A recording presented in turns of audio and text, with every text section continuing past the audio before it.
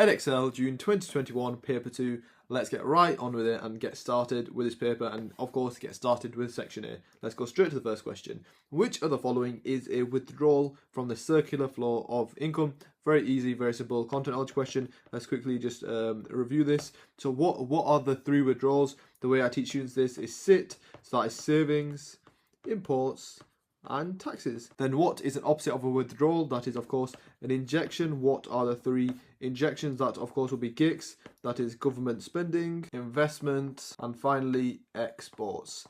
And now let's see what the question is asking us. Which of the following is a withdrawal? Let's find. So either it has to be savings, imports, or taxes. So that would be D. And of course, in an exam question, I would go straight to answering it, but that's a good bit of content knowledge revision. But let's keep going. And now we have a 2-mark question. So calculate the total final increase in the US aggregate demand as a result of the president's expansionary fiscal policy, assuming no other changes. So I'm guessing we're going to need to use the stimulus for this. So after the global financial crisis of 2008, the US president introduced expansionary fiscal policies of 800 billion. So we will need to use that. The IMF estimated that the multiplier at the time was approximately 1.5. It's a very easy question. All we would have to do here is take that, and of course, very simple multiply formula. We'd have to take that 800 billion of expansionary fiscal policies, and like I said, the multiplier was 1.5. So that would be, so essentially 8 times 1.5 is 12. So that would make 1,200. And make sure for this question, of course, to pick up the 2 marks, you will need the units, and of course, it is in dollars, I believe. So that is not a dollar sign. Ignore my messy handwriting, and yeah. So it was in billions, I believe. Yeah, it says billions there. So yeah, that's my final answer. 1,200 billion, and it's simply 800 billion times 1.5 makes 1,200 billion. And now moving on to the last 2-mark question in this first question. Explain the impact of the annual fiscal deficits on the US national debt. So how does a fiscal deficit relate to national debt? Of course, a fiscal deficit is the yearly deficit. So it's when government spending is greater than taxation. But then a national debt is essentially just an accumulation of those fiscal deficits. So a national debt is an accumulation. It's over the 100, however long they've been running fiscal deficits. It's the accumulation of those fiscal deficits is what a national debt is. And of course, the impact of another fiscal deficit will mean that the US national debt is now larger, and with a larger US national debt, it means that how do interest rates work? It means that repayment costs will now be higher on US national debt. Okay, that's how I would briefly put it. So US national debt definition, and then this means more US national debt, meaning that higher debt repayment costs, as we will need more to be borrowed to finance that spending. And that is how to get 5 out of 5 marks very simply and easily on that question 1. And let's keep going and let's keep moving. Okay, so big diagram here, 1 mark. It looks like it's a multiple choice question. What is it asking us? Which of the following diagrams illustrates the impact of an increase in the net exports, so along a Keynesian LRAS supply curve? Now that is a great question. Now, of course, where do we see net exports? That would be in the AD formula. So C plus I plus G plus X minus M. And exports is, of course, this number here. So if we have an increase in net exports, what do we expect?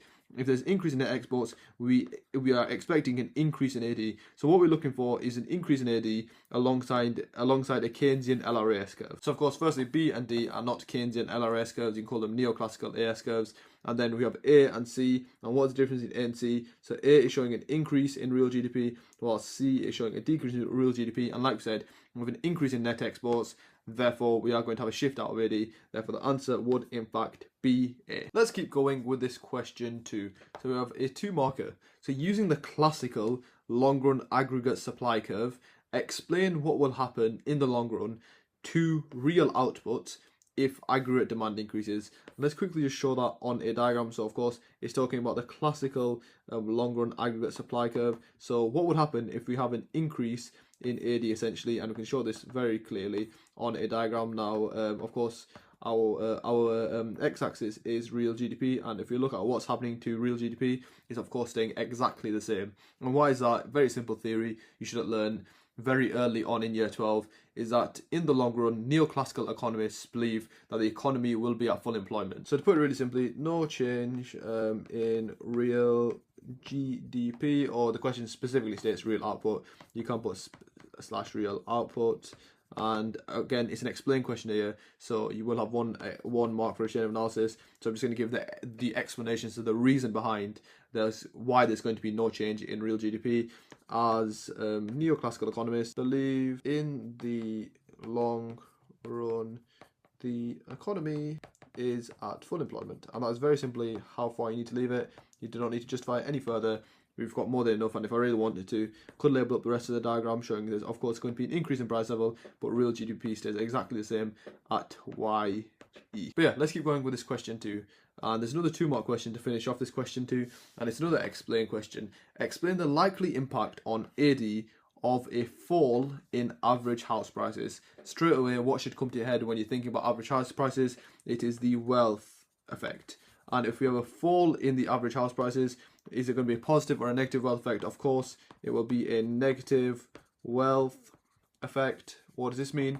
If there's negative wealth effect, if people are realizing the assets are worth less, how is that going to affect their confidence? We're going to see a decrease in consumer confidence. You can say consumer confidence. You can say there's a decrease in investment. So of course, decrease in consumer confidence. Let's tackle that first. If there's decrease in consumer confidence, will people spend as much? Will there be as much consumption? Of course no. So decrease in consumer confidence, thus leading to decreased consumption. And why does that matter? As consumption is a component of AD, which therefore would cause AD to shift in. Very simply and very easy, I had to get 5 out of 5 marks there with the question 2, and let's keep going.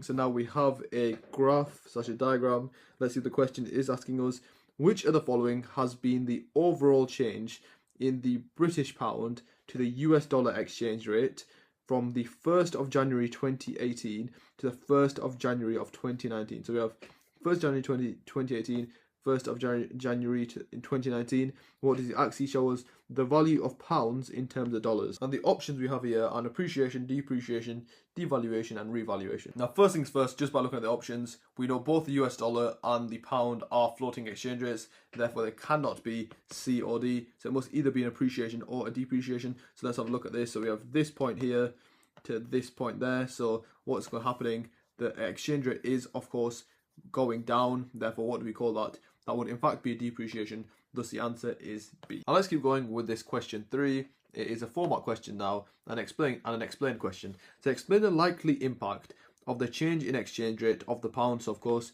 we had a depreciation of the pound shown in the graph from the 1st of January to the 1st of January 2019 on the UK current account of the balance of payments. So of course, like I said, there's a depreciation of the exchange rate. So now what is the usual acronym we use? So we use we usually use SPICY for these scenarios. So stronger pound, imports cheaper, exports expensive. But let's just flip that around. So weaker pound, imports are now more expensive and exports are cheaper. Now what does this mean for the UK current account? Imports are more expensive. Thus consumers, if you think about the law of demand, if things are more expensive, they will demand less. Therefore quantity demanded of imports decreases, therefore the import expenditure decreases. Let's think about the flip side, exports. Exports are cheaper, therefore if exports are cheaper, we say on global markets they are more competitive, thus increase in export revenue. And overall we have a decrease in imports, so decrease in import expenditure, an increase in export revenue. How is that going to affect the current account?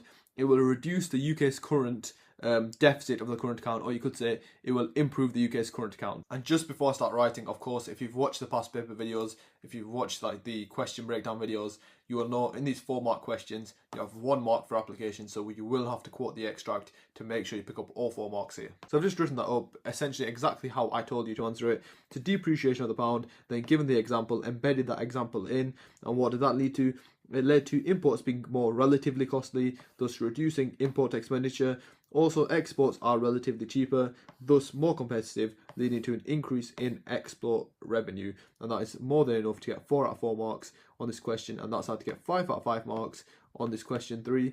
And let's keep going until this question 4. So explain one likely impact of this project on the aggregate supply in the UK. So let's quickly answer this question. Of course, classic HS2 question. What effect will HS2 have on aggregate supply? It's a very simple question. So let's just get started with the diagram, price level and real GDP. So of course, if we spend on HS2, if we pursue HS2, which of course the east leg, which is Leeds, got cancelled. This is why these business owners are trying to push it forward. So let's have a read of what the stimulus is saying.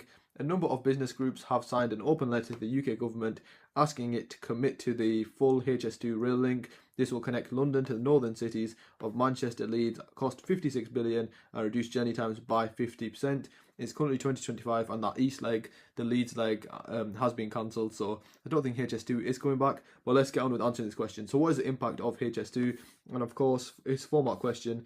Be very relevant here to show it on a diagram. So at price level, we have real GDP. Investing into HS2, how is it going to affect our aggregate supply? It would, of course, cause our aggregate supply to shift outwards. Why? Since our economy will become more productive. Why is that? Why is the economy becoming more productive? As for example, there's several different reasons. For example, if you're delivering something like cargo, something like deliveries, those deliveries will now be faster since our train line, our trains are faster. Or something like workers can get to work faster, therefore they're also more productive. So, and of course it's a 4-mark question. There'll be a 1 mark for application, so I would probably quote something like this: it would reduce journey times by as much as 50%.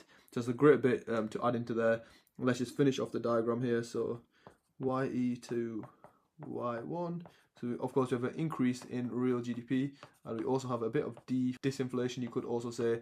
Probably not the most relevant, but let's get this into words. So how would I put that into words? So the likely impact of basically HS2 on aggregate supply is going to increase aggregate supply. I've said where it is, from LRS to LRS1. And why is that? As HS2 will increase productivity of the UK economy, then quoted the extract from the stimulus, reduce journey times by 50%. What does this mean? It means, for example, for firms, deliveries, cargo will travel faster, meaning lower cost for firms. Workers will have a reduced commute to work, thus overall increase in productivity. And very easy for our 4 marks there on this question. And let's keep going and let's move to this last 1 mark question. Let's move on to this last multiple choice question. So government spending on HS2 is an example of which of the following? A is automatic stabilizers.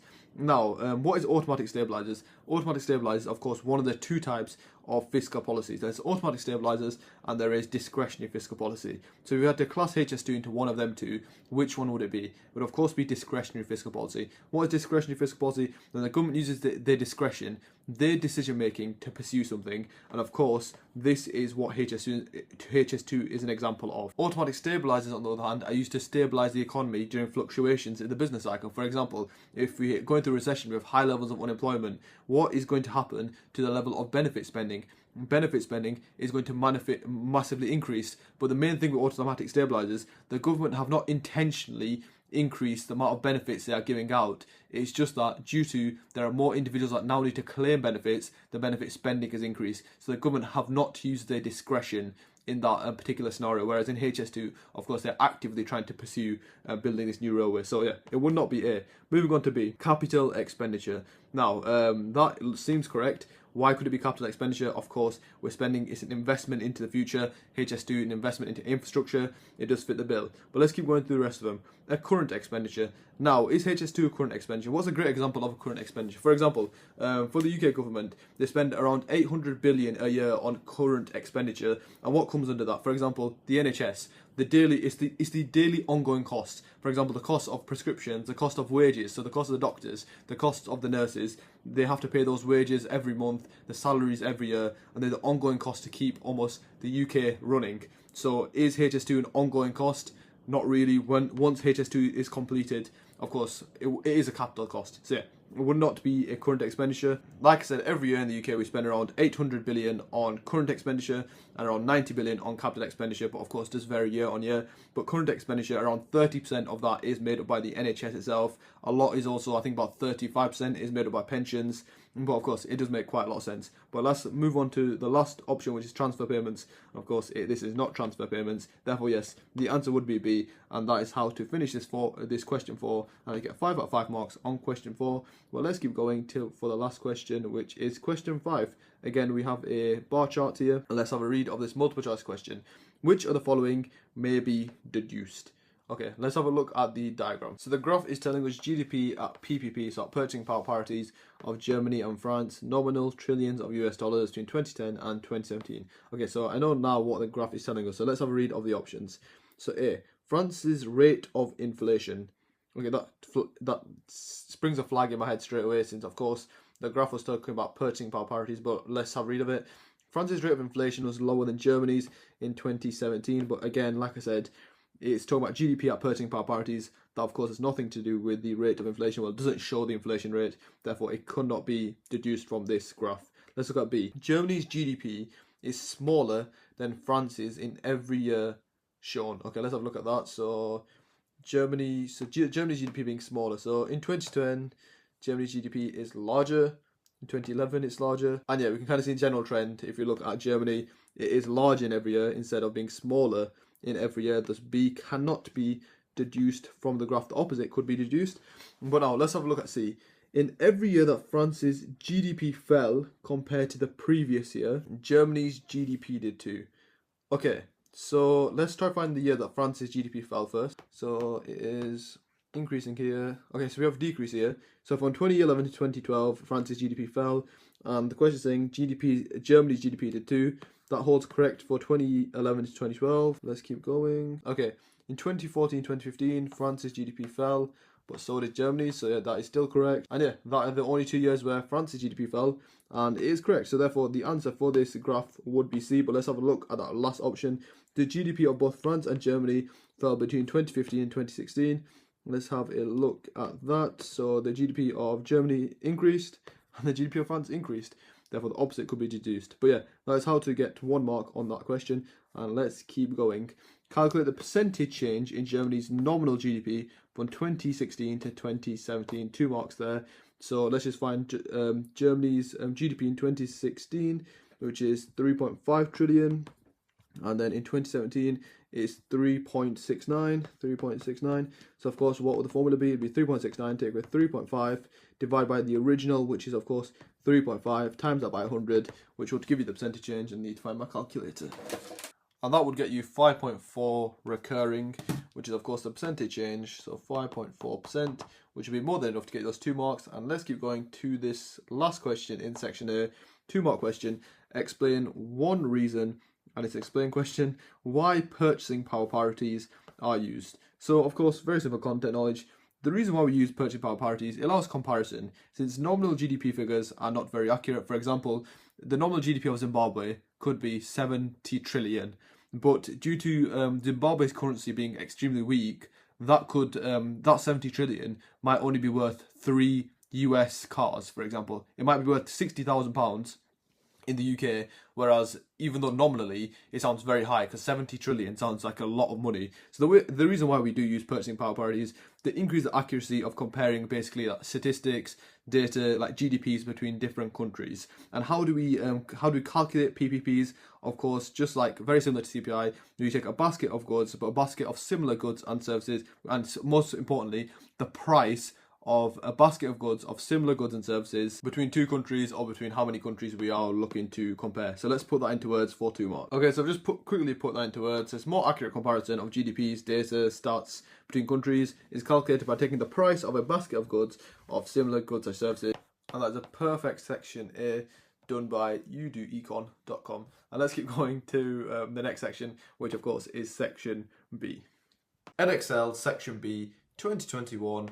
Paper 2, let's get right on with it and let's get started with our 5-mark question. So we have about 3 figures here and it looks like around 2 extracts. So let's get started with this 5-mark question, so 6A. So using the data in figures 1 and 2, calculate 5-mark question, the change in the total level, in the total aid funding to Rwanda between 2011 and 2012. So they're going to be the main figures I'm highlighting, 2011 and 2012. So let's have a look at figure 1 and figure 2 and try to work out the total change in the level of aid. So changing the total level of aid. So in figure 2, it shows the population of Rwanda from 2008 and 2018. And figure 1 is showing aid funding received by Rwanda per capita. Now straight away, that's just like a light bulb moment for me. Why? It's talking about per capita, classic mistakes, and this is just experience with past papers. Why have they specifically told you per capita? And what does per capita mean? Per capita is of course per person. And if you remember back to the question, what is it asking? It's asking the total aid funding. Therefore, we're going to have to take this figure, and then quite anecdotally, we also had a look through figure 2, is the population of Rwanda. So we're going to have to take the aid funding per capita, so per person, and then times it by the population size, which will of course give us the total amount of aid received for Rwanda, which I believe it asked us between 2011 and 2012. Yeah, so let's have a shot at that. So it's been nice, it's highlighted the figures. So in 2011 we received $123 per capita of funding, and in 2012 we received $83 per capita. And now let's find the respective population sizes during 2011 and 2012. So 2011, let's just go straight up from, that's not a great straight line, but let's go straight from there and then go left, just that point there. So I'll probably say 10.25 million. Then 2012 looks just above the 10.5 points, so about 10.6 I'd say. So now let's use our calculator and import that data we have into the calculator to find these figures. So of course we're going to take that 2011, which is 10.25, and essentially so 10.25 times 123. Why am I doing this? Of course, in your 5 mark question, do it in the respective area they've given you. Why? Because these 5 marks, worst case scenario, you show you're working. If you've got some bits of it right, you will pick up the marks. Do not just bank on getting the entire question right, as there will be scenarios you do pick up, essentially, you pick up marks for working. So make sure show your examiner your workings out, and hopefully, even if you get the question wrong, you can still pick up a few marks for your working out. Other major thing to just highlight, yeah, we said 10.25, but of course we're talking about population size of a country here. We need to make sure we know the units, and of course the units are millions. So 10.25 times 123 on my calculator comes out to be 12675, written with the wrong pen, but so that is 1260.75 million. And let's contrast that to 2012, which is, we know the, so 83, and what is the population size? We said 10.6, and let's slap that into the calculator. So that would be 879.8, and now let's take the 1260.75, take that away from our answer, which would give us overall 380.95, which of course would be millions.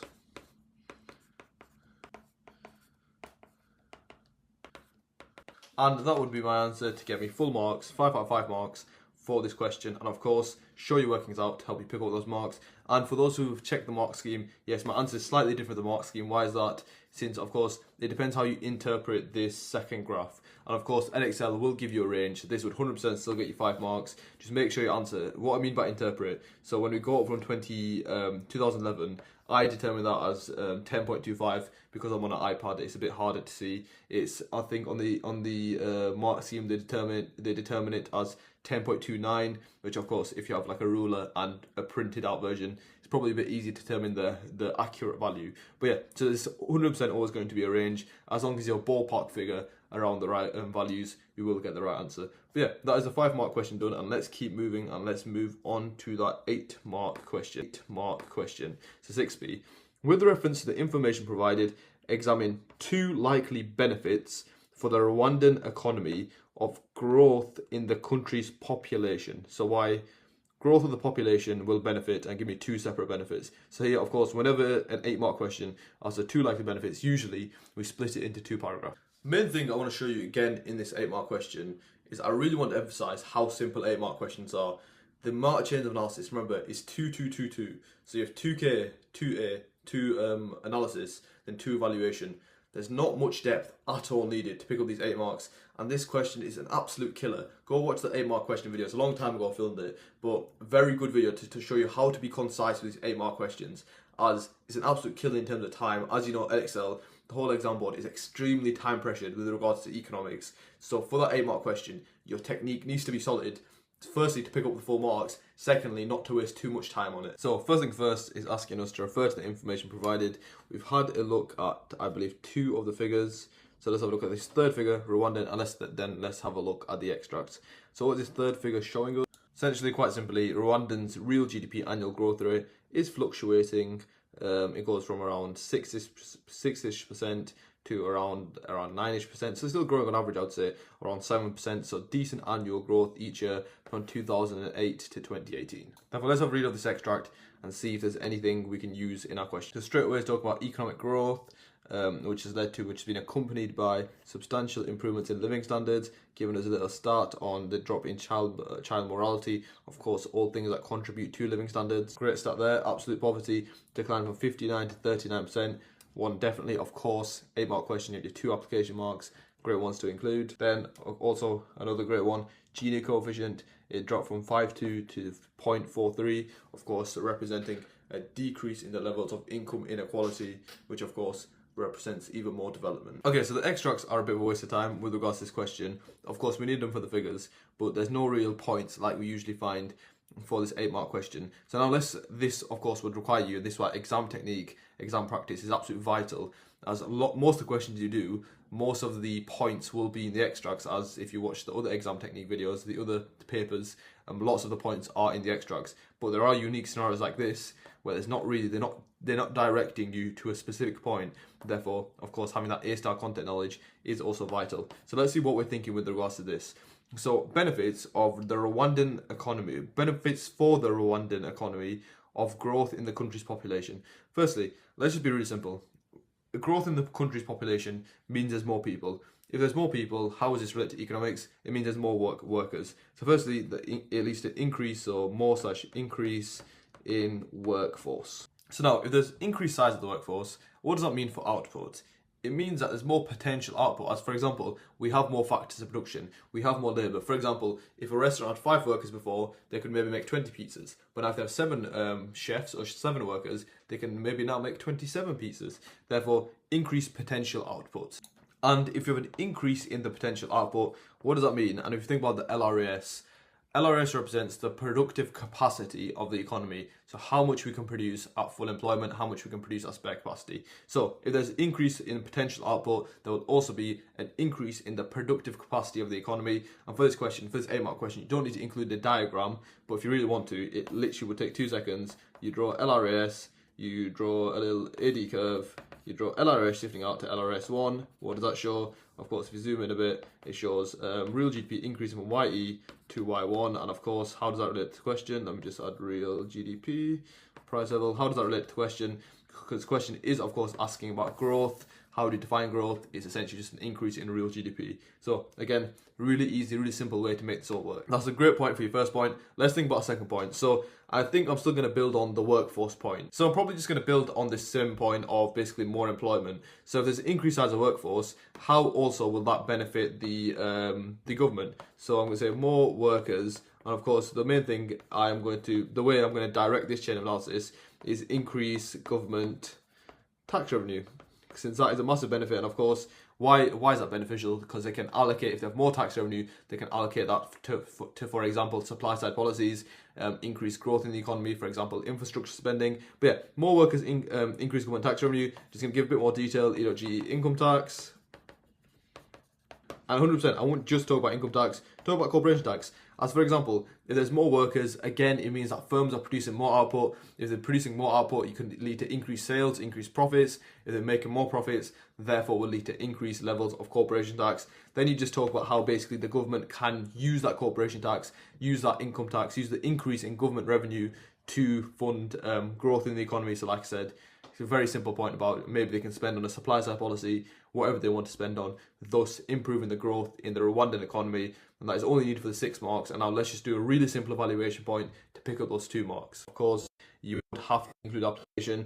The way my application is pretty much to talk about this figure. Of course, we've worked it out from 2011 to 2012. Population grew around, whatever you want to call it, 0.35 million. You can pick any other years that we've worked out. Of course, we found a little figure in this extract as well. So extract B, you talk about the absolute poverty rates declining. Maybe at the end of that last paragraph, we talk about they can spend on a supply side policy such as infrastructure spending or education spending. Thus, it led to positive effects for the Rwandan economy. As we saw, absolute poverty levels declined, Gini coefficient declined, thus indicating growth and development inside Rwanda. But yeah, 100%. Make sure to include those bits of application. Now, like I always say, it's 2 marks of evaluation here. Make sure you have a clear point. Does not need any sort of depth to it. Just a clear, straightforward point. You'll pick up the 2 marks. With regards to this question, I'd probably say, how of an evaluation, this depends on the time lag. As for example, an increase in the country's population currently, it will take 20 years for these individuals, maybe 16, 15 years, for them to enter the workforce. Therefore, it depends on the time lag between the short run and the long run when these positive effects of an increase in the workforce are actually going to be felt, are going to be translated into the economy, which is a great point, as of course it kind of says that the benefits of the increased workforce are delayed by about 20 years, as of course it takes 20 years for a human to grow up and start working. But also, of course, you only need one here, but just one that's popped into my mind is this figure we were speaking about. So absolute poverty declined from 59 to 39%. Yes, it's a great decline, obviously a 20%-ish decline, but 39% is still a substantial figure to be in absolute poverty. Therefore, you can evaluate this by saying, how of an evaluation, this depends on the levels of absolute poverty in Rwanda, as due to still relatively high levels of absolute poverty being 39%, this means lots of individuals will not have access to schooling, education,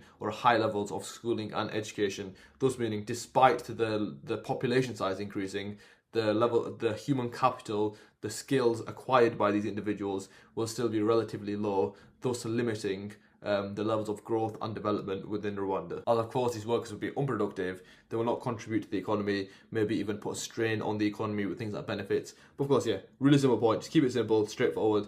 That's all I'd write for the A mark question, just trying to give you guys as many ideas as possible, as of course, a massive thing most students come to me saying is that they don't know what to write for these questions. Be really simple, be really strategic, get your 2 simple paragraphs done, 1 evaluation point, move on, just be very transactional. Moving on, let's get started with this 10 mark question. With reference to the information provided, so of course the figures, the extracts, assess the likely impact on the Rwandan economy of the change in aid received between 2017 and 2018. So change in aid between 2017 and 2018. Let's have a quick look at that first figure we covered, which was talking about aid funding received by Rwanda per capita. So it shows 2017, 2018. Of course, here we can see a drop in the amount of aid funding received per capita. And of course, for the 10 mark question, the 2 application marks, this is going to be a great bit of application just to include, help you secure their marks. So this isn't a perfect line, but I'd say probably it's just below 103, so $102 in 2017. 2018 looks quite close to 91, I would say, maybe 92. They'll probably say 91 there. So yeah. So the level of aid has dropped. Of course, it's not a perfectly straight line. Maybe you say $103, but the level of aid in 2017 was around 102 per capita. Of course, it's not a perfectly straight line, but of course, in your exam you have paper and a ruler, so it'll be much easier. But yeah, in Rwanda per capita, the amount of aid between 2017 and 2018 nearly dropped around $10, which of course is a significant amount. And the question is asking us the impact of this drop in aid. So from the previous questions, we know that extracts are not great here. One's about like clothes reselling, the other one is a very brief extract about development. And this is why I love this question and really do practice this question a lot with my students, since it's quite a simple concept, but the question is really broad. And since the question is really broad, it's asking about very generic impacts on an economy. And this is where you can really test your exam technique. So most students, when you think about the economy, very simply think about the money side of things. So things like AD, things like LRAS, and that's the only thing that they think about with regards to the economy. This question is asking on the effects on the Rwandan economy, but also always try to broaden that perspective. Try to also think, what is the point of AD? What is the point of all these indicators like economic growth, like shifting out our LRAS? At the end of the day, what we are trying to achieve is living standards. We're trying to improve our living standards. So one thing 100% you should be commenting on in this 10 mark question, because remember, these questions so far in this section B have really been to do with the concept and the topics of growth and development. So 100% I would like you, one of these paragraphs at least, speak about how this reduction in aid, how it's going to actually translate to difference in the economy. And one of the biggest shareholders in the economy are households, people, us. And when there's a reduction in aid, how it's going to reduce or affect these Rwandan individuals' living standards. And of course, earlier in the extract, it has told us about things like absolute poverty, and of course, if there's less aid, things like this massive 20%, nearly 20% reduction in absolute poverty may creep back up, or the reduction in the Gini coefficient value may again creep back up, as there's been a massive reduction per capita in aid. So like I said, the question is very broad, and that's a very good thing for the high level students, as you can literally speak about anything.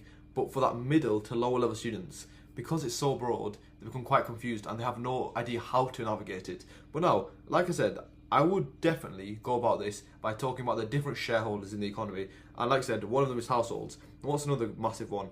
Of course, the government. So how is a reduction in aid going to affect the government? And of course, reduction in aid, if a lot of that money went to the government, what does it mean for the government finances? It means there's going to be a massive reduction in the government finances. And in developing countries, when we think about development and growth, what do these countries spend that aid on? They spend it on things like supply side policies. What's a massive example of a supply side policy? Things like education. And now, of course, again, in the extract, it's talked about, I believe, somewhere here. So 2/3 drop in child mortality, but then more importantly, near universal primary school enrollment. So therefore, of course, with a reduction in these supply side policies, a reduction in funding for these supply side policies, such as these educational policies, it's going to mean that, of course, less educated workforce, less skilled workforce. You could talk about lower levels of human capital. Therefore, if there's lower levels of human capital, individuals are less productive, and this is just classic chain of analysis now, where you can pretty much rattle it off very easily. So if individuals are less productive, how does it affect output? Of course, productivity being output per unit time. It means there's less output for the economy, and if there's less output, you can then relate that back to AD and LRS. Why?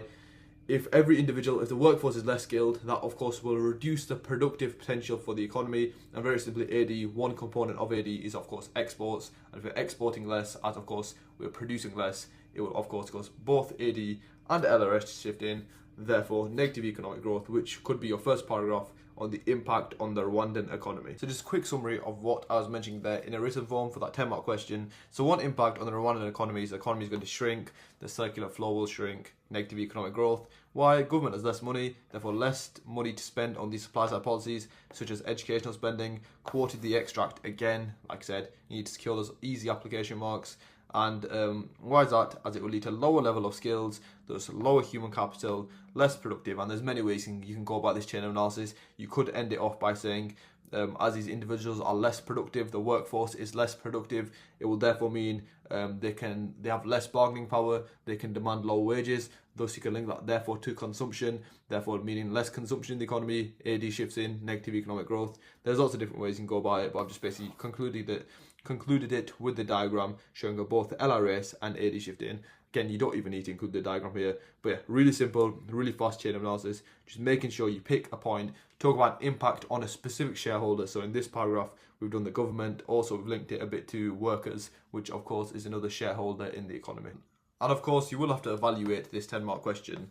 And a really simple evaluation here is that, of course, I always tell my students, how do you evaluate? Read through your chain of analysis, find any assumptions you've made. Economics, we're always making assumptions. Let's do that here. So government has less money, thus have less money to spend on supply side policies. Now, this may not always hold. It may not always be true. Yes, the government have less money as they received less aid, but that doesn't necessarily mean that they're going to start spending less on supply side policies, such as educational spending. They may cut spending in other sectors that don't affect growth and development.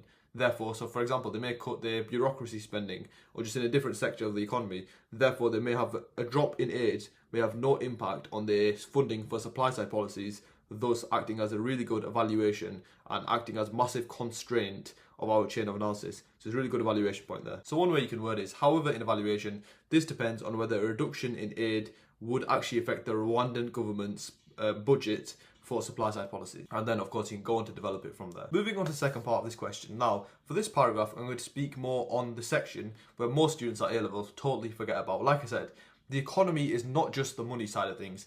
It is the people. It is more specifically the living standards. And I want you to, let's forget this question for a second, just develop some deep understanding here. What is the role of the government? What is the point of the government? The government set these macro objectives. So of course we have our 7 macro objectives that you should know, such as low and stable inflation, 2% plus or minus 1%. We have high economic growth, we have things like balance of payment. But these macro objectives are a means to an end. The reason why we want to achieve them is for the main thing, is living standards. Whether you believe it or not, the main reason the government is instated is to improve living standards. And the way we improve these living standards is by, well, the way the government thinks we can improve these living standards the best is by achieving these several macroeconomic objectives. So, that back to the question now, that is the reason why for this question, and the impact on the economy for this question is going to be to do with living standards. So let's think about reduction in aid. How is that going to affect living standards? And I'm going to focus mostly on what this extract has given with regards to absolute poverty. So of course my paragraph point is going to be when there is a reduction in aid in Rwanda. So for example, from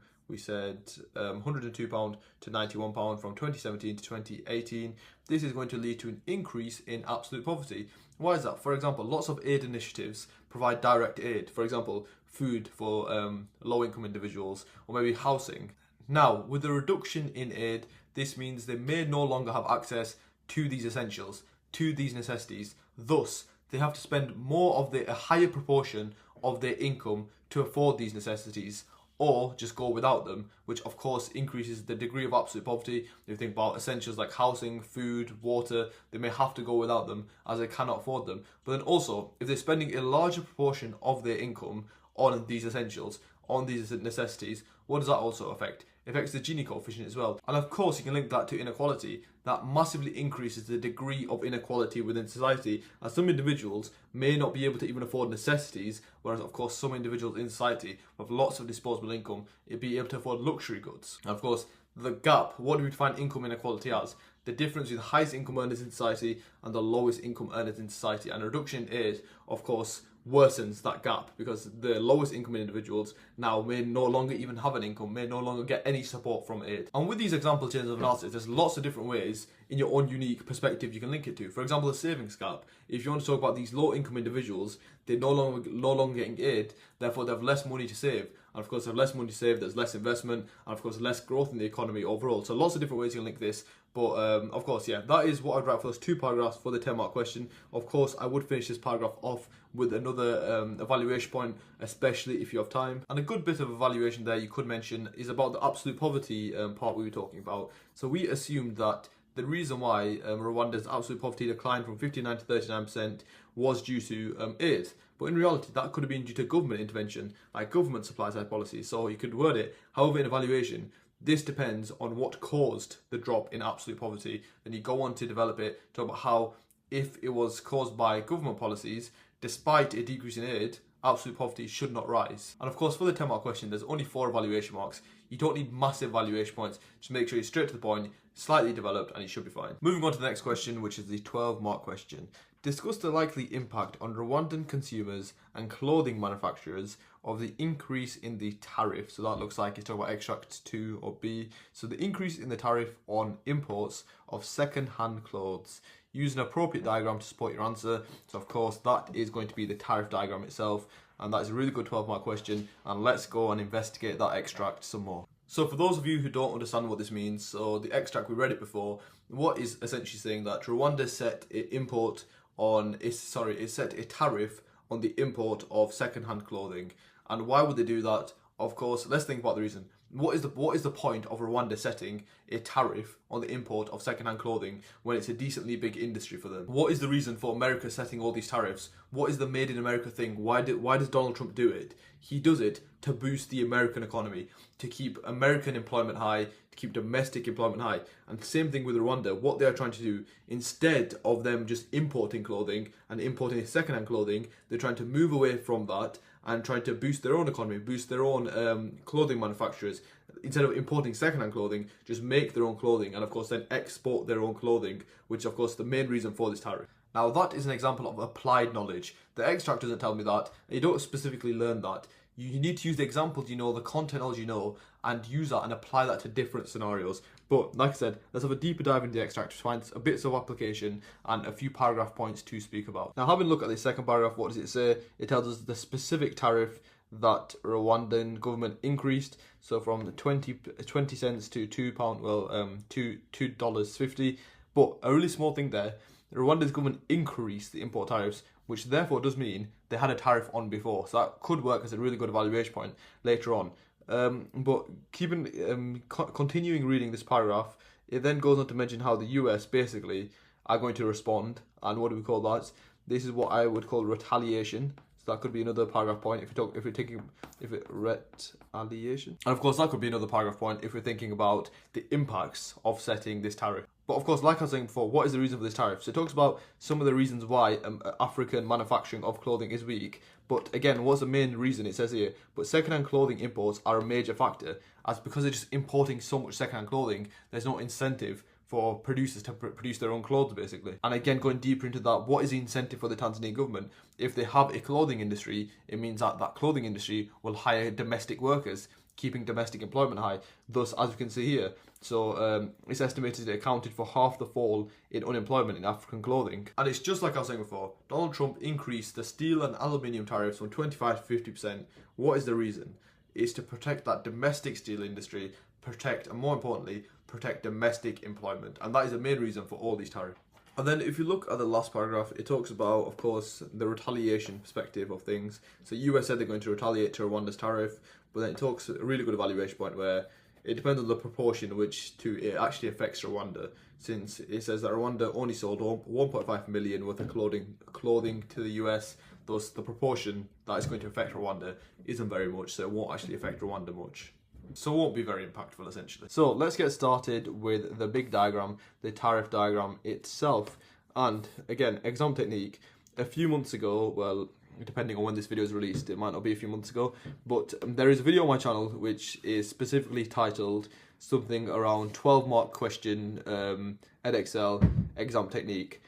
In that video, there's a slight detail which talks about this specific question wording. So if your 12-mark question has the wording specifically, use an appropriate diagram to support your answer, or for example, if it's macroeconomics, use a cost revenue diagram to support your answer. This means lots of the marks will be attributed to the diagram. Accurate use of the diagram, if it tells you to shift anything, shift in the diagram. Basically, diagrammatic analysis is going to pick you up loads of the marks. You do not actually need that much writing. Of course, back it up with as much theory as possible, but essentially your diagram should be driving your answer disproportionately, especially when it mentions use an appropriate diagram. But yeah, let's get started. So price, quantity on your axes, and just of course a simple tariff diagram with supply. But what is different in this diagram, of course, is supply but domestic. So what does it mean by domestic? It means producers within, so supply by producers within Rwanda, for example, in this example. And then we have demand. And what is demand? Same thing with demand. It's demand, but it's demand domestic. So the demand for Rwandan consumers. And then how do we make this into a tariff diagram? We introduce the world supply. Now, what does this world supply represent, and how do we label this on the diagram? So this gives us two quantities. This gives us a Q1 now and a Q2. Now, what do these two quantities represent? And what is this firstly? This diagram firstly represents free trade. So before any trade barriers, this is how globalization or the global economy would look, as there's world supply and there's no tariffs on this diagram. Now let's take a deeper dive into these respective quantities. Now, I always emphasize the thing that I see between all A-star students is what? Just diagrammatic analysis, but at a deeper level of understanding with diagrams. The reason why, what is the main tip with shade analysis? Be step by step. The only way you can be step by step with diagrams is you fully understand the diagram. And let's go through this. So with Q1, what does Q1 represent? Q1, of course, intersects the supply curve. And what is this actually representing? Q1 is representing the supply by domestic producers. So at the price of WS, whatever price that may be, domestic producers are only supplying Q1. And now let's go on to the other side of the spectrum, which is Q2. Now, at the same price of WS, domestic consumers, so the Rwandan consumers, are demanding Q2. So now, what does this represent? Essentially, if you put it very simply, this represents excess demand, doesn't it? As Rwandan producers at price of WS only want to supply Q1, but Rwandan consumers at the price of WS want Q2. So before globalization, this would literally be excess demand, a shortage in the market. But now after globalization, what has occurred? With globalization, of course, we've introduced international trade. Therefore, this discrepancy now is filled. And what is that filled by? This is filled by quantity imported. So Rwandan producers are not willing to supply at the price of WS. Well, they're not willing to match demand of domestic consumers at the price of WS. Therefore, due to globalization, of course, due to increased integration of the global economy, more trade between different economies, that demand is now met by foreign producers, and we import the difference in Q1 and Q2. Now, this isn't just for your understanding. You need to be able to recall this, and more importantly, you need to be able to apply this to questions and write this down in your chain of analysis. As many people, yes, they know the tariff diagram basically, they know what quantity imported, what happens when you introduce a tariff, but they don't know the depths of it. Very simply, the examiner cannot credit you on things you do not show the examiner. So if you do not show the examiner you have this depth of understanding on the tariff diagram, he cannot give you the marks for it. So let's keep going. So this is initially, so of course, domestic Rwandan producers only want to supply Q1 at a low price. However, domestic Rwandan consumers want Q2 at this low price. Therefore, it leads to a massive amount of quantity imported. But now, let's keep going. What happens now? So of course, Rwanda set a tariff. What is a tariff? A tariff is, of course, how do you define it? A tax on imports. A tax on imports, how is it going to affect the price of imports? Thus, it will increase the price of imports, thus shifting our world supply vertically upwards from world supply to now world supply plus tariff. Now, it actually gives us the specific amount of tariff they set in the question. So I'm going to use that to pick up the application marks. So it goes to £2.50, well, $2.50. So I'm going to write $2.50 there. And now, of course, this should be fairly simple now. How does this affect, let's label up these new quantities, so Q3 and Q4. How does this now affect our quantity imported? So essentially, now at a higher price, what's happened? So now we have some new quantities, and why has this happened and what is happening? So of course, with the tariff being instated, it means the price of imports are now what? The price of imports are now higher. And this really goes back to foundations. So your foundational understanding of supply and demand. And I always talk about the inverse law of demand, which is, of course, when price increases, quantity demanded falls. Very early, it's like first 2 lessons in year 12, but foundations build up the more complex concepts. Now let's think about demand. So we have a contraction in demand here. So from Q2 to Q4, the demand has decreased. Why is that? Of course, like I said, inverse law of demand. When price increases, quantity demanded falls. And like I said, the price of imports has now increased. Those Rwandan consumers are now importing less, as why it's more expensive. So now what happens? So now that arrow, the quantity imported, where previously it was from Q1 to Q2, now it has decreased to now Q3 to Q4. And very simply, what does the tariff do? It changes the quantity imported from Q1, Q2 to now a reduction to Q3, Q4. Now let's go a step deeper. What is actually happening behind the scenes now? So have Rwandan consumers just completely stopped wearing clothes? Have they stopped their need for clothing?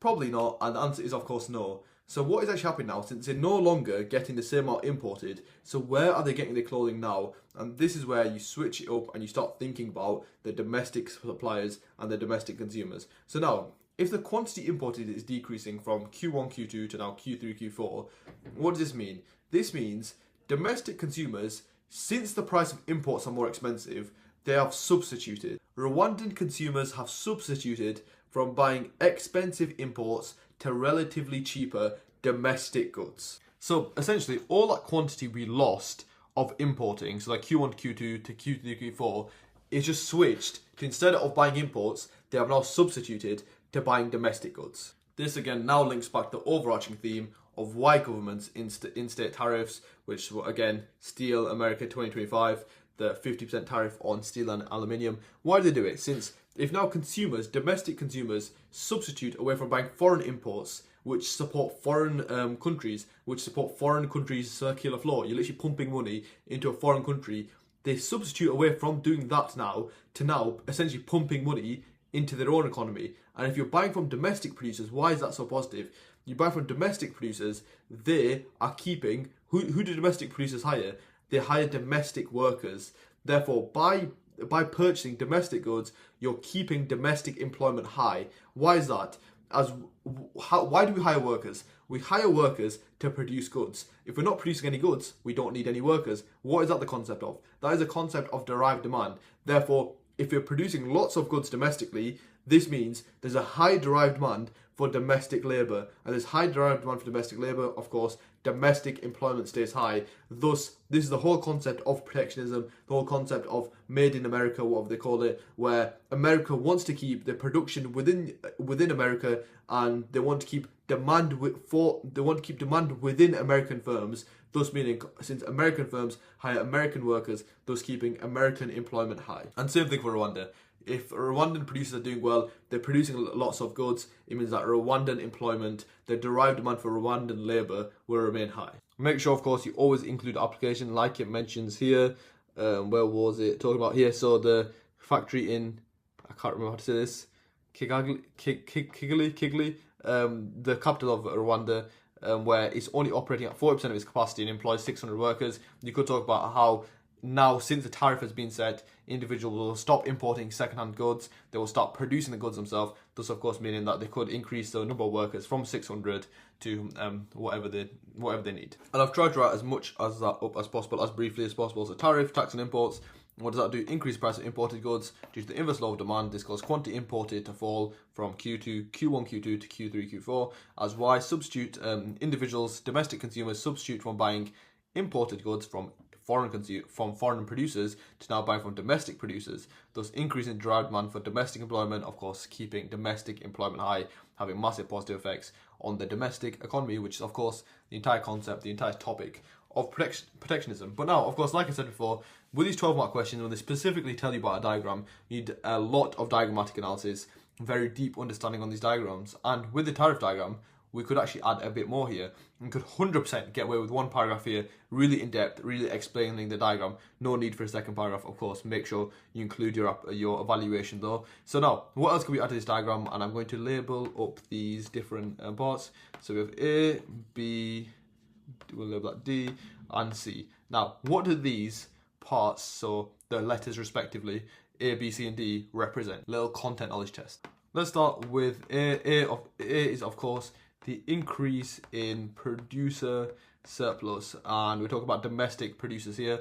Why is there an increase in domestic producer surplus? Since, of course, with the tariff, the price increases from WS to a new higher price. And if producers are selling for higher price, it means there's more producers who are selling for more than they are willing to sell for, thus be aligning with the definition of producer surplus. And what is B and D? B and D, of course, being the welfare loss. You talk about consumer welfare loss. There's not much at A level you need to know about it. Just label it welfare loss. Of course, if you think about consumers are now having to pay a higher price due to the tariff. Thus, you could mention that. And the main one, C, what does C represent? These are the main ones, students, consumers. So students get confused. The main aim of the tariff for governments is usually never to just solely bring in tax revenue. There's much more effective ways to bring tax revenue. Yes, it is a byproduct and it is definitely a positive of tariffs compared to something like a subsidy, since subsidy uses tax revenue, whereas, and of course that is an example of another protectionist policy, a subsidy uses tax revenue, whereas a tariff brings in tax revenue. But the main reason that these tariffs are used is, the main overarching reason is to protect domestic employment and protect domestic producers. Whereas in the textbooks, when you're just learning economics theory, this is why real world application is absolutely vital to understand the relative weightings of things. Yes, of course, it brings in tax revenue, and in the grand scheme of things, the tax revenue is fairly insignificant. But yeah, and then of course, including this into chain of analysis, maybe you could mention it at the end. If you really wanted to, you could do a separate paragraph, just maybe going a bit more in depth with these specific points. But yeah, that is how I would end that paragraph for this 12-mark question. Like I said, diagrammatic analysis, deep understanding of the diagram is absolutely essential, as you can probably understand after this chain of analysis. But now let's move on to a bit of evaluation for this 12-mark question. And of course, first one that comes to mind is one we mentioned earlier, which was this last bit. So the way I'd word it is, however, in evaluation, this depends on the degree of retaliation from the US, or the degree of retaliation from competing countries. As for example, if the US retaliate, this could negate the positive effects of protecting domestic producers or protecting domestic employment. As for example, I would include a bit of application. Rwanda export 1.5 million worth of clothing to the US. Thus, if the US set a big tariff in retaliation to these Rwandan tariffs, it could, like I said, therefore negate the positive effects of the tariff. Thus, you wouldn't mention government failure because it's macro, but it's quite a decent example of government failure. And again, with second evaluation point, just again looking at the extract, this line also is quite interesting.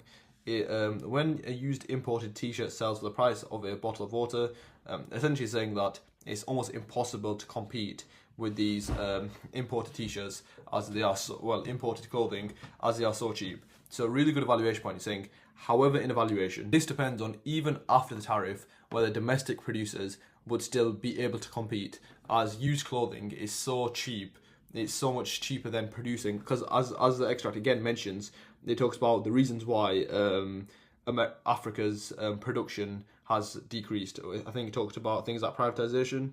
I can't seem to find it. Yeah, things like ineffective privatization, collapsing infrastructure. So of course that would take millions in investment to get them back up to speed, to get them efficient, to get them productive. Therefore, in the short term at least, it still may be more effective for these traders to import clothing rather than producers start producing clothing themselves, thus negating the positive effects, like we said, on it's not going to increase domestic employment. Domestic producers will not be producing more, at least in the short run. So that's another slightly niche evaluation point. But there's not many evaluation points here, since of course it's a classic one for tariffs is the size of the tariff. It's totally the size of the tariffs. And of course you could talk about elasticity. With of course clothing, you could say it is a necessity, thus it's going to have a degree of inelastic demand, thus even though there's an increase in the price, so the tariff might not actually decrease quantity demanded that much, as due to clothing being a necessity, it's just going to increase tax revenue and increase prices, so just massively decrease consumer surplus and massively decrease consumer outcomes, rather than actually have the intended effect of trying to reduce quantity imported. Essentially, just how we'd put it, if for example you would talk about a tax on sugary drinks. So essentially a tax on sugary drinks was the point to help basically health outcomes, stop people consuming sugar. But what actually happens, due to the inelasticity of sugary drinks as they have addictive features, what actually happens when you introduce a sugar tax, instead of actually reducing the consumption of sugary drinks, what it does, it just massively increases tax revenue and reduces consumer surplus. Why? Since it just increases the price, and the marginal difference in a decrease of quantity demanded is not that much. And of course, again, that is an example of government failure, since what is the main reason why the government implement this policy is not to increase tax revenue, is to try improve health outcomes, improve consumer outcomes, which of course, as a policy has not done that, is an example of government failure. But that is of course a bit of a side point. But yeah, that is how I would answer this 12-mark question. Of course, decent sized paragraph, 2 to 3 evaluation points, and that should be more than enough. Moving on, and let's get started with this 15-mark question. So, discuss policies other than import tariffs, since of course we spoke about tariffs in the last question, the 12-mark question, but discuss policies other than import tariffs that the Rwandan government could use to develop its manufacturing industries. First things first, what am I thinking about? Tariffs. What are tariffs classed under? Tariffs are of course one of the trade barriers we learn. So tariff is a trade barrier, but tariff isn't the only trade barrier we learn. We also learn 2 other trade barriers, and what are they? One of them are quotas, so when you limit the quantity of imports. For example, Uzbekistan limiting the number of cars which are allowed into their country. Why did they do that? To protect their domestic car industry. And then what is the other major type of trade barrier we learn about, which are subsidies, and what specifically? Subsidies to domestic producers. Now, with regards to quotas, it was actually Algeria instead of Uzbekistan. So in 2016, Algeria set about 80,000 quota on imported cars. So you could only import in the entire year around 80,000 cars. Why is that? Of course, to stop imported cars. And why does that benefit the economy? If you stop imported cars, very simple, basic tariff theory. It means that individuals within Algeria have to buy domestic cars, which keeps the domestic industry strong, which keeps domestic employment high. But quotas is quite a simple concept, and like I said, that is pretty much the entire chain of analysis. So I do usually tell students I do advise them to avoid this, except in evaluation, where it works quite well in evaluation sometimes when you're comparing and contrasting the different policies. As for example, if you've written about a tariff, if you've written about subsidies to domestic producers, you could say, however, in evaluation, this depends on the degree to which another trade barrier is more effective. For example, a quota, and then explain the quota briefly, and it can act as a really good evaluation point. But for the paragraphs, and think about paragraph points for these 15-mark questions, I would avoid tariffs since, like I said, there's not much chain of analysis. But subsidies to domestic producers, of course, always a great point. We've covered it in the previous papers. I believe it was 2024 paper 2. So if you've watched the videos, you've been going through the past papers, exactly pretty much the same question, exact same answer, where we answer the question using subsidies to domestic producers. This is why is my most said thing, why is my most encouraged thing always talking about do past papers, make sure you get them reps in, ask questions, they don't directly repeat, but they rhyme. That is why the commonality between that top level student, not even the A-star student, the students who are scoring the top marks, like literally close to full marks, they have been doing the past papers, they've gone through the reps, they've corrected their mistakes. But yeah, so for one of my paragraphs, 100%, Another trade barrier I would talk about is subsidies to domestic producers, and like I said, you can evaluate it with quotas. Also, looking at the specific wording of the question is extremely broad. It says discuss policies. This means we're not just tied down to trade barriers, for example. So what is also the biggest type of policy which we can use and we link to development, that can link to growth, is of course supply side policies. Now, of course, there are tens of supply side policies that we can go into. What are some of the popular ones that, of course, work very well? So we want to know how a supply side policy can develop Rwanda's manufacturing industry. So for example, of course, you can talk about investment into infrastructure. Just like the context I mentioned, the extract mentioned, it talks, of course, about education. You can definitely talk about how investment into education can lead to development within Rwanda. What are some other things you talk about? Deregulation, reducing red tape. Why would that work? Of course, when you talk about reducing red tape, deregulation just essentially means there's less government intervention in the market. If there's less government intervention in the market, it means it allows the market to operate more freely. If you think about the micro perspective, it allows the interaction of supply and demand to determine the price rather than the government intervention itself to determine the price. What does this do? And the main thing it does, it increases efficiency within the market. Why? It encourages competition. It encourages innovation in the market. Since, like I said, the market is determined by market forces instead of the government itself, like an artificial force. And that, of course, would boost development. But the way, and my favourite one, and the way to word it, I would say, I won't just say supply side policy, of course.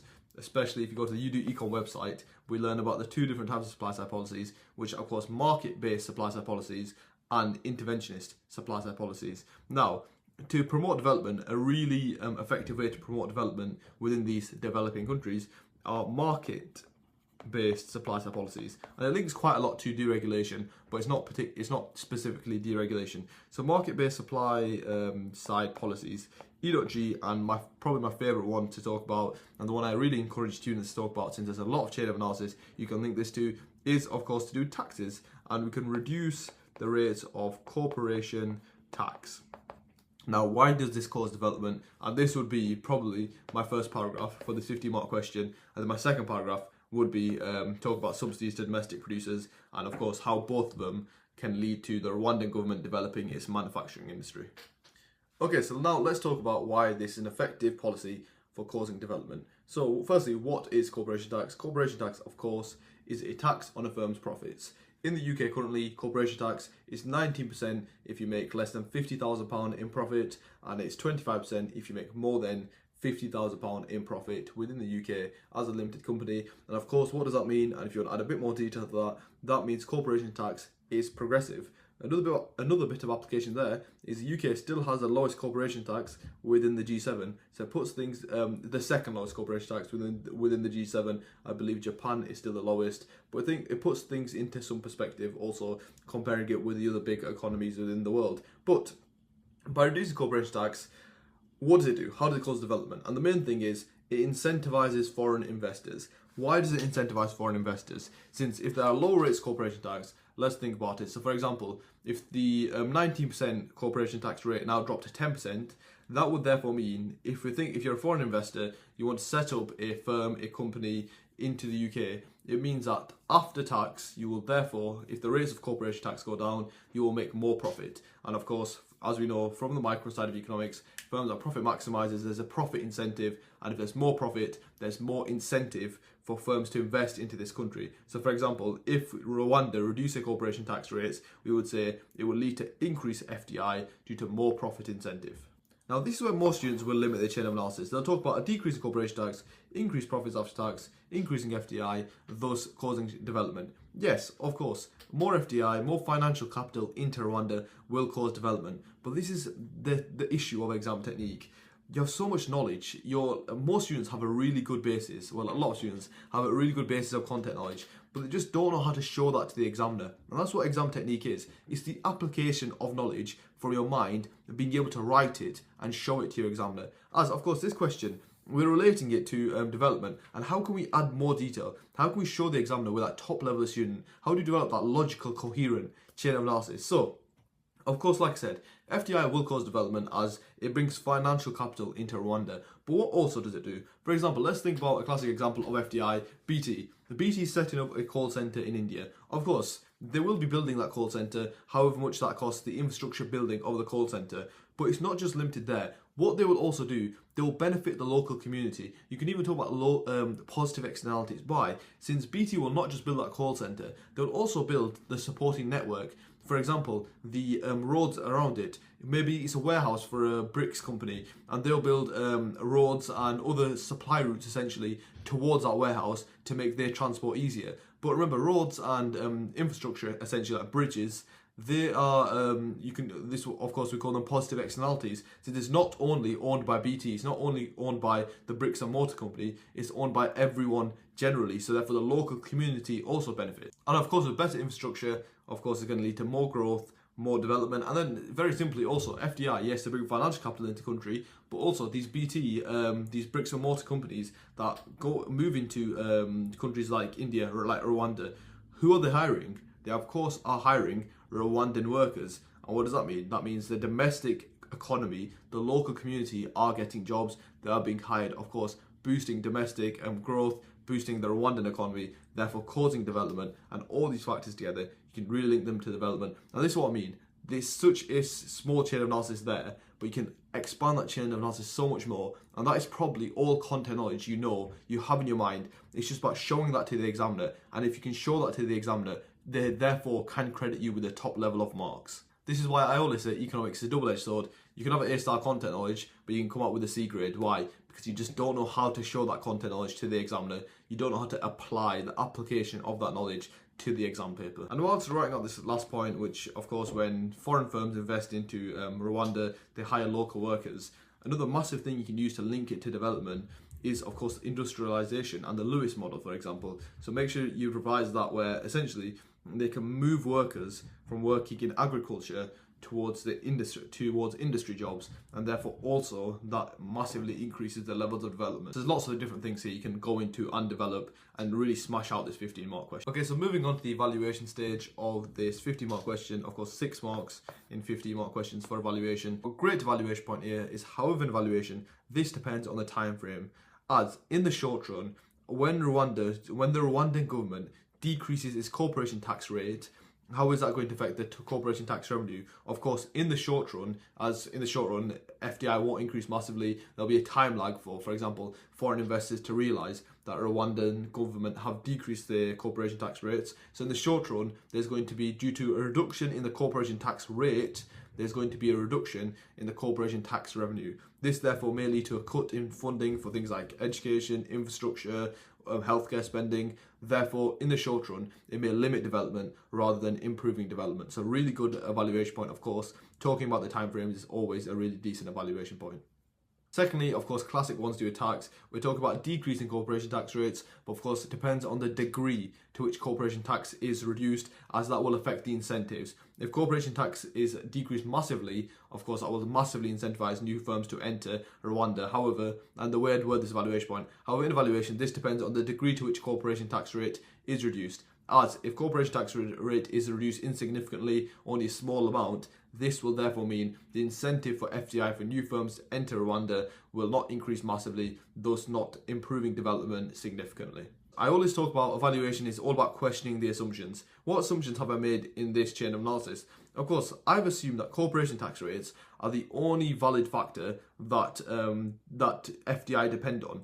But in reality, in the real world, there's many factors that foreign investors will use to determine whether they should move their firm into a country. As for example, corporation tax rates is one of the big factors, but then things like workers' rights, the wage cost and the non-wage costs are a massive thing. For example, when India reduced their corporation tax rates, a massive thing they also did is reduce workers' rights and reduce wage and non-wage costs. Why? Since reducing corporation tax, of course, increases a firm's profits after tax, but by reducing wage and non-wage costs, it means that, for example, if there's no longer a minimum wage, if there's not certain regulation for workers, that also reduces costs for the firm that is investing. Therefore, it's not only to do with corporation tax, there's other factors that come into play when foreign firms think to invest in a country. So overall, the word that evaluation. However, in evaluation, this depends on the other factors that influence FDI besides corporation tax. For example, wage and non-wage costs. As for example, if Rwanda have high wage and non-wage costs, so for example, like the UK, very high minimum wage, very high workers' regulations,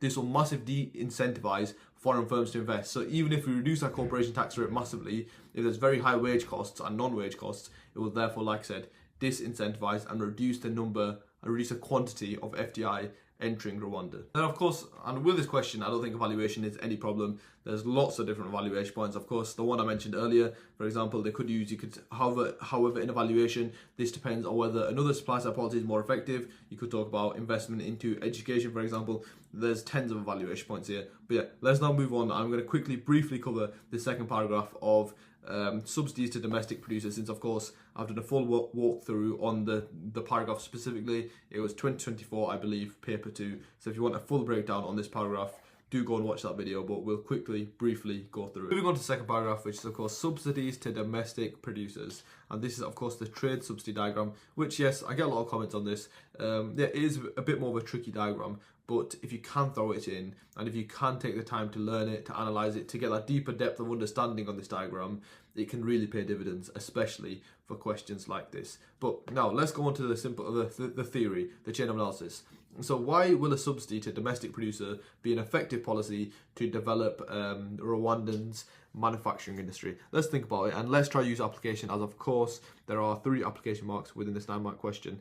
And of course it's talking about in this extract A, tariffs on importing second-hand clothing. But then towards the end of it, it talks about clothing factories in Kigali, where basically they're saying it's almost impossible, it's hard to compete with these imported t-shirts as they sell for extremely cheap. So what can the government do to intervene, and what policy are we talking about? They can subsidize these clothing factories, these textile factories.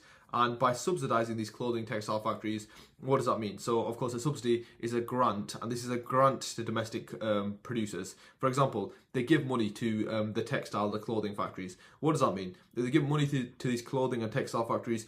They can spend it on, for example, something to reduce their costs. For example, they can invest into machinery like textile machinery, clothing machinery. That means that their costs reduce. Therefore, overall, what does a subsidy do? It causes the costs for the domestic producers to be reduced. And how do we see that on the diagram? We see supply domestic, because remember this is a trade diagram just with the addition of a subsidy. So we see supply domestic shift outwards to SD plus subsidy. Why? Since the cost of production for domestic producers has now reduced. Now, how do we link this to development? Let's now just forget about this SD plus subsidy curve and just think about the supply, demand, domestic, and the world supply. So just like almost a tariff diagram. Where is the quantity imported? Of course, quantity imported, if we look at this diagram, is between Q1 and Q2.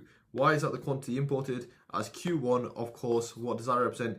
Q1 represents the supply by domestic producers at WP, which is the price, but then Q2 represents the demand by domestic consumers or Rwandan consumers at WP. Thus, the discrepancy, the excess demand, leads to all this is quantity imported. But now, of course, by the government subsidizing these textile clothing factories in Kigali, it will therefore mean that, of course, with a low cost of production, it shifts out the supply curve. Now, let's see why this causes development. Of course, now, as we can see on the diagram, the supply, let's see what happens to the, what does Q3 represent?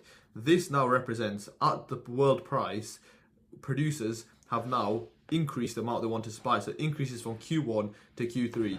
Thus, therefore, meaning, what does this arrow represent? This arrow now represents the new quantity imported after the government have subsidized these firms. Thus, what does this show? It means that the quantity imported has now decreased from originally, before the subsidy, Q1, Q2, to now Q3, Q2. And if there's less quantity imported, what does it mean? It means consumers, Rwandan consumers, are substituting away from buying goods from foreign firms and now are buying goods from Rwandan firms. So they're buying this clothing from Rwandan firms. And if they're buying clothing from Rwandan firms, of course, it's a classic chain of analysis now. It means that Rwandan employment stays high. The derived demand for Rwandan employment stays high. Why? Because the Rwandan firms are producing, they're making money, they're making profit. And you can link it to development in several different ways. Just that links to development itself. Or you could say they will increase employment leads to increase income tax revenue, more VAT, therefore meaning that this increases the funds for the government to spend on development. Also, of course, if Rwandan firms are doing well, it increases corporation tax rates,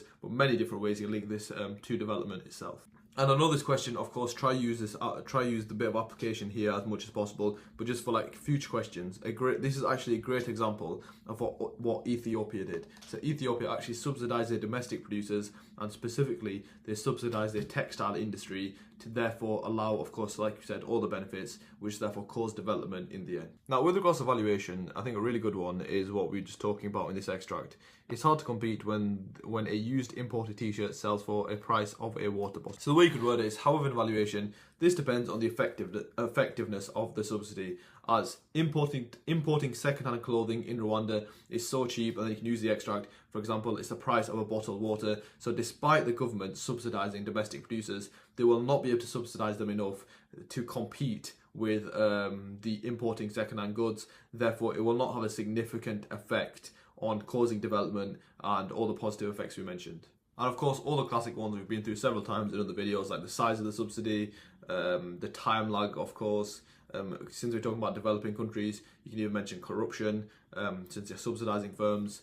Subsidies, of course, you could talk about how it depends on whether the firms actually even respond to the subsidy. They could internalize the subsidy and not even shift out their supply curve. Distorting comparative advantage, lots of different things you talk about here, but like I said, just wanted to cover this paragraph briefly, and yeah, that is how to get 15 marks on that 15 mark question. This is quite an interesting section B, very development related, and development usually for most students it's not their most favourite topic, but as you can see, if you have any sort of decent level of content knowledge on development, these are some really easy and accessible marks. So 100%, make sure you've got that holistic, that comprehensive A-star content knowledge. Not that you just know market structures and market failure really well. Make sure you know all the topics in the spec, as it can all equally be assessed. Of course, I always mention focus on the high yield areas, especially coming up to your exam, but that doesn't mean neglect the other topic areas, as this section B shows, anything can come up. Section C, Edexcel 2021.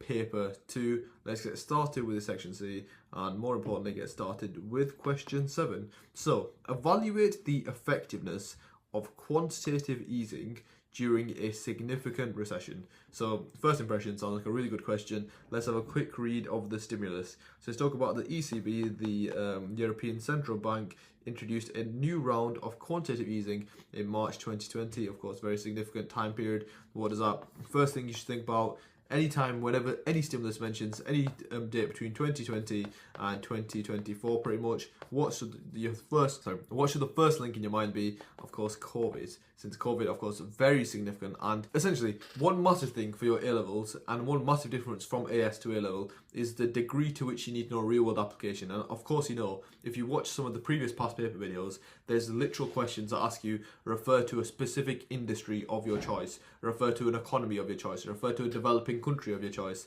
Therefore, you will need to know detailed fact files, specific countries and specific sectors, and especially for macro, I believe literally if you're doing your exams after 2024, it's an absolute gem that COVID happened, since there's so many stats and figures, there's so many more macro stats where basically, since we went from a time of massively high inflation, went from a time of recessions to massively high inflation to stability again, it basically shows the entire business cycle, very recent, so very topical.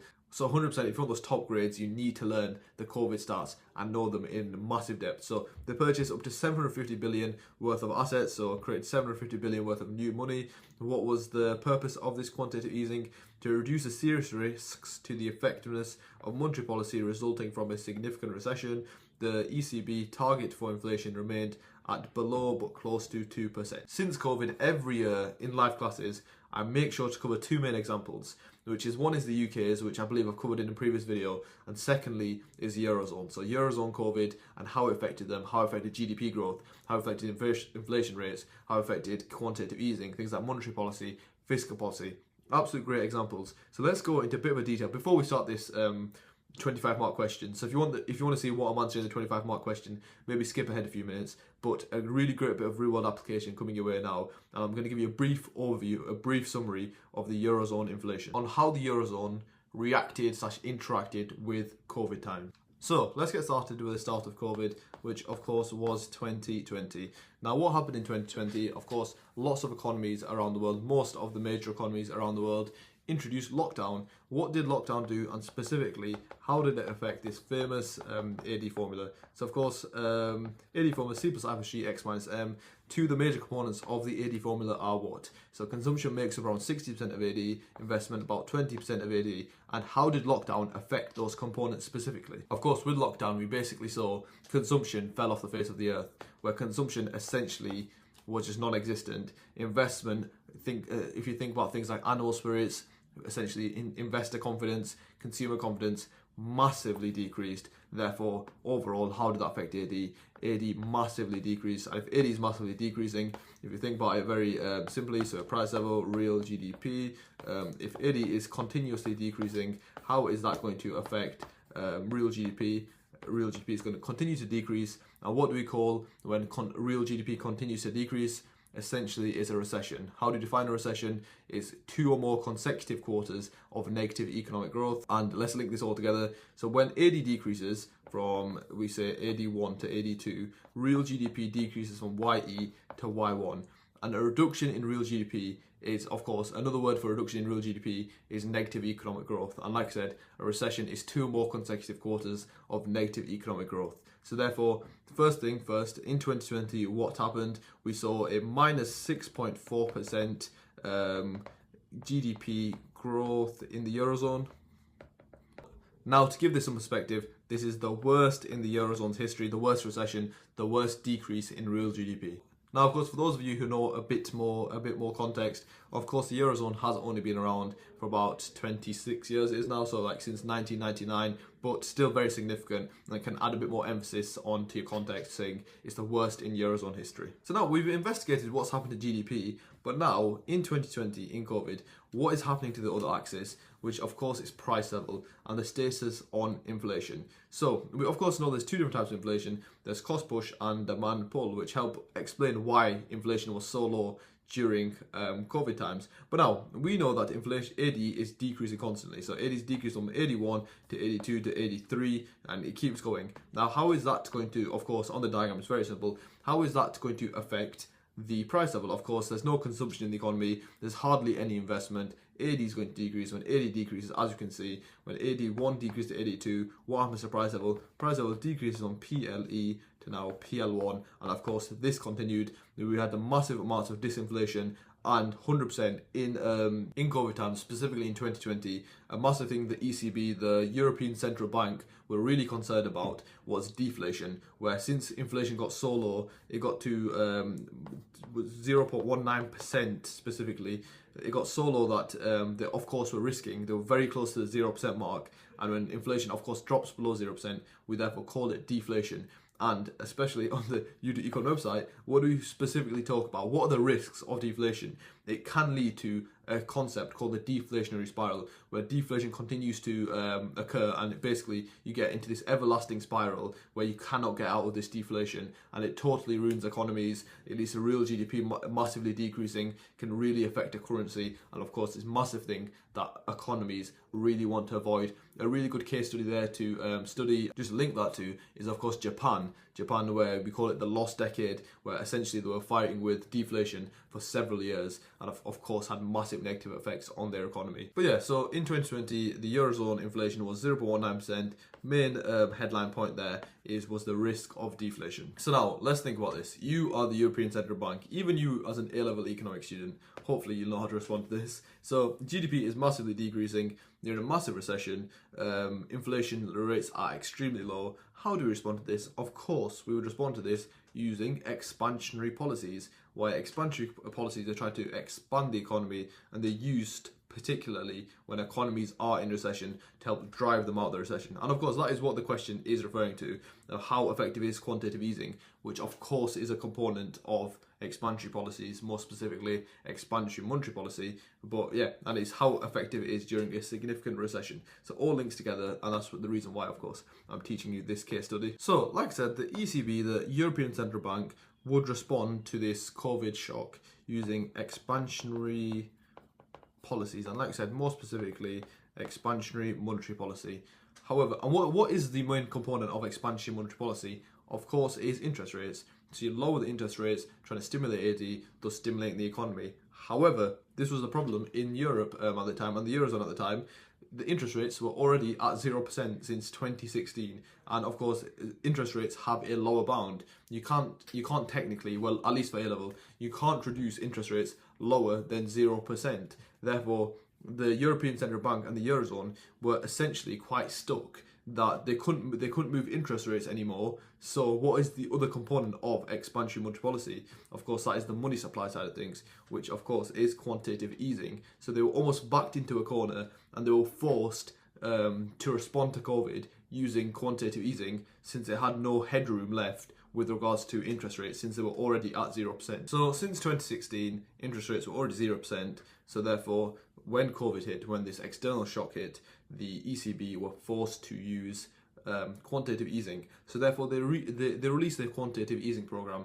Initially, when it first came out, it was worth around 750 billion European euros, and it was called the Pandemic Emergency Purchase Program, and I'll refer to it as PEP. You'll see it as PEP around. And this was later extended later on as they realised COVID was a bit worse, and it ended up being at the end worth 1,850 billion euros. So of course, if you've watched the past paper video where we go through essentially the same thing, COVID timeline for UK, we went into a bit more depth with regards to the other policies like fiscal policy. But it essentially, if you're thinking about the demand side of things, it's a very similar route. So we have a recession initially, then we respond to the recession using expansionary policies. And what happens after that? What is the problem with a lot of these expansionary policies? What is the main evaluation for quantitative easing? And we saw that in 2022, where the Eurozone hit the highest ever rates of inflation. It hit a 10.6% inflation rate, which, like I just said, was the highest rate that the Eurozone has ever suffered with regards to inflation. And of course, if you've watched the other UK video, you will know that this inflation rate, yes, it is contributed to the expansionary policies, but at the same time, of course, there was the Russia-Ukraine war, which was massively contributing to it. So it wasn't just the demand side issues, it was also the supply side issues, which contributed to the inflation. But very simply, and I would just pick out, I think it's not too much to learn here. You can learn the whole thing, but try to at least, if you're, for example, a few days for your exam, try to at least have the general timeline in your mind, which is very simple. The recession, massive decrease in real GDP, then they respond to it using PEP, whatever you want to call it, basically massive quantitative easing program. Around 1.85 billion was the total value, 1,850 billion was the total value of PEP, and then after 2 years, what did that lead to? The overall effect of these massive expansionary policies was extremely high levels of inflation, which we saw in 2022, a 10.6% inflation rate, like I said, highest the Eurozone has ever suffered. But yeah, that's a really good bank of real world application, but we will use this now in the question itself. But now, let's get back on with the question and back on with evaluating the effectiveness of QE during a deep recession. Let's actually address this question now. Evaluate the effectiveness of quantitative easing during a significant recession. So the way I'm pretty much going to structure this, give the examiner my points to say yes, it is effective, as it gives policymakers another tool, give as much application as possible, as like I said, these 25 mark questions, especially if you know a case study, use it as much as possible. Try to drive your chain of analysis around the application, as if you can embed the application within your chain of analysis, but you're almost backing that chain of analysis, that theory, up with the real world examples. And that's exactly what the examiners want to see from the A-star students. So I'm going to present my point about that. Yes, it is an effective strategy, then slightly go into a bit of application, then explain the process of quantitative easing, and then show it on a diagram, a diagrammatic analysis of why it actually does help alleviate a recession. Let's get started with my point. And of course, the question itself is quite literally talking about recession. So it is quite clear which diagram is going to be appropriate here, which is, of course, we have time on the y-axis, real GDP on the x-axis, and we have a squiggly line and a straight line. And what do we call this? This is, of course, trade cycle, business cycle diagram, whatever you want to call it. And let's label this up. This diagram is an absolute gem, especially in evaluation. I really encourage in my life classes students to use this diagram as much as possible for this part of macro. So of course, in year 2 macro, you have the development side of things, and then you have this side, which is more like the policies, the government objectives. In the government objective side of things, this is always, of course, depending on the question, is usually quite appropriate, and it's a very good evaluation point and can really help you, especially if you're evaluating, good theory and evaluation, but then also backed it up with a diagram. But let's get started with my point. So I believe quantitative easing is effective during a recession. Why? How does quantitative easing help a recession? So it helps shorten a recession, doesn't it? Since we don't stay in a recession as long as if we didn't pursue quantitative easing. And also it reduces the risk of deflation. And of course, towards the end of the stimulus, it talks about the inflation target from the ECB. And of course, we know from our own knowledge that during this time of COVID in 2020, that the Eurozone was suffering from the risk of deflation. So now that's my point. What is the paragraph structure? I always advise students: point, application, analysis, link back to question. Then of course, for these longer answer questions, evaluation at the end. The reason why, this is the biggest thing I emphasize about this paragraph structure: point should be short, clear, straightforward, but then always have application after. It does not matter if you know absolutely no stats. I'm telling you, you can think of something just from your real world knowledge, just from you being human, you interacting with the real world. For example, if I knew nothing here, no specific stat or figure, what could I say here? So quantitative easing, deflation. You could literally say, for example, the UK has suffered, or the UK has gone through a recession in the last 10 years. Do not think application has to only be something specific. It does not always have to be stats or figures.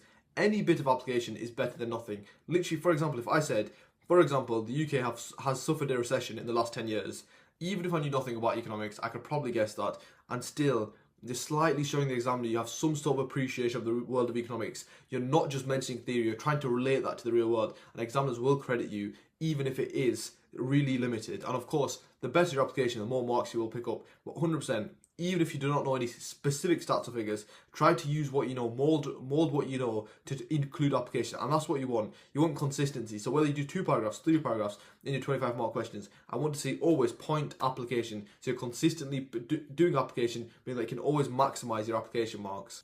And of course, for this, we learned the case study. And the example I'm going to give, E.G, the Eurozone suffered a minus 6.4% GDP growth in 2020, which of course was the deepest recession, the worst in the history of the Eurozone. Point is there, point is done, short, simple point, then application is done. What some students do, they try to incorporate the application into the chain of analysis. I would, especially when you're starting off, keep it simple, keep your application separate, now start your chain of analysis after that. Don't necessarily, if it comes naturally whilst you're writing your chain of analysis, you think of something, yes, 100%, but don't force it in. Just make sure, like I said, just make sure you're including your application. But let's get started with the chain of analysis. I'm not going to jump straight to quantitative easing, as I don't think it's natural right now. I'm going to start with a recession itself, since we were talking about recession. So I'm going to mention something like recessions pose problems for policymakers, and in this scenario the policymaker is of course the European Central Bank, the ECB. Why does a recession pose problems for policymakers? As of course in a recession, what are the components of a recession? I can add a little definition here: 2 or more consecutive quarters of negative economic growth. So we have negative economic growth, and usually if we want to show it on a diagram, negative economic growth, I probably wouldn't draw this diagram, but just for explaining sake, SRAS, of course, AD1, and then we have price level, real GDP, bing. And usually in a recession, the negative economic growth due to AD shifting inwards is coupled with deflationary pressures. Thus, the European Central Bank is forced, due to these deflationary pressures, as what is the target is below but close to 2%. And when it gets close to 0, of course, it becomes risky due to several reasons, like the deflationary spiral. But yeah, they're forced to respond to this deflation and this negative economic growth. Therefore, what do they usually do? Of course, they usually use expansionary policies. Since expansionary policies, of course, they stimulate AD, they stimulate the economy, therefore help get the economy out of recession, help get that negative economic growth, help stop that negative economic growth, and turn it to something positive. But of course, as we know, what was, and again, real application, absolute king here, what was the problem here with, because what's the main component of expansionary monetary policy? Of course, is interest rates. But as we know, since 2016, the interest rates in the Eurozone have been 0%, thus meaning that is the lower bound for interest rates. Therefore, they could not use interest rates as a tool to help stimulate the economy, as they were already as low as they possibly can get. Thus meaning quantitative easing is effective, as why it's a secondary tool. It's another tool we can use to help stimulate the economy within recessions. Now, since this question is linking a few topic areas like the business cycle, monetary policy together, I'm not going to give an extensive breakdown on QE, so I'm not going to give every single detail. I'm going to give like a brief overview to the examiner, just so I can pick up all the appropriate marks. If you guys want a full breakdown on the process of QE, I have actually covered it in another past paper. There's another paper too, just go and watch that, and it has much more details with the specifics of QE, as this will be negating a few details. So just a brief overview on QE. So for example, the European Central Bank are going to electronically create new money. They're going to use this money they have electronically created to buy financial assets. For example, this may be from commercial banks, this may be from high street banks. Now, if they buy banks' financial assets, this will therefore increase banks' liquidity, essentially the amount of money the bank has. And if the bank has more money readily available, if they have more liquidity, this gives them more incentive. They are more encouraged to give out loans, to lend, and for cheaper rates. Therefore stimulating AD, but let's think about what specific components of AD are stimulated. Consumption. So loans are cheaper, thus there's lower cost of borrowing. Therefore more consumers will borrow, therefore increasing consumption. Then of course for firms, investment, if there's lower cost of borrowing, there's lower repayment costs. This means firms will borrow more, firms will expand more, thus increasing investment. And these two, of course, consumption being around 60% of AD, will cause AD to shift out. And if AD shifts out, we can just flip this around. So from AD1 to AD2, what is happening? Real GDP is increasing, and of course, inflation, we get demand pull inflation, which is a positive, as of course, we are currently in a recession suffering from deflation, which of course brings us closer to the European Central Bank's target of below but close to 2%. And of course here, when I'm writing it, I condense the chain of analysis a lot. Try focus on what I'm saying rather than what I'm writing, since what I'm saying has a lot more detail. But of course, there's so many ideas, what I've said and what I've written. You can 100% split that into two separate paragraphs, and that will be more than enough. Like we've talked about how QE helps shorten a recession, how it still helps stop deflation, then the process of QE, how they increase banks' liquidity, how therefore increases investment within the economy as it encourages firms to invest, increase consumption in the economy. Then of course at the end we talk about demand pull inflation, economic growth. Of course, relay that to your diagram, show it on the diagram. Get those marks for the diagrammatic analysis. So now let's move on to the evaluation stage of the paragraph, and of course there's lots of evaluation here.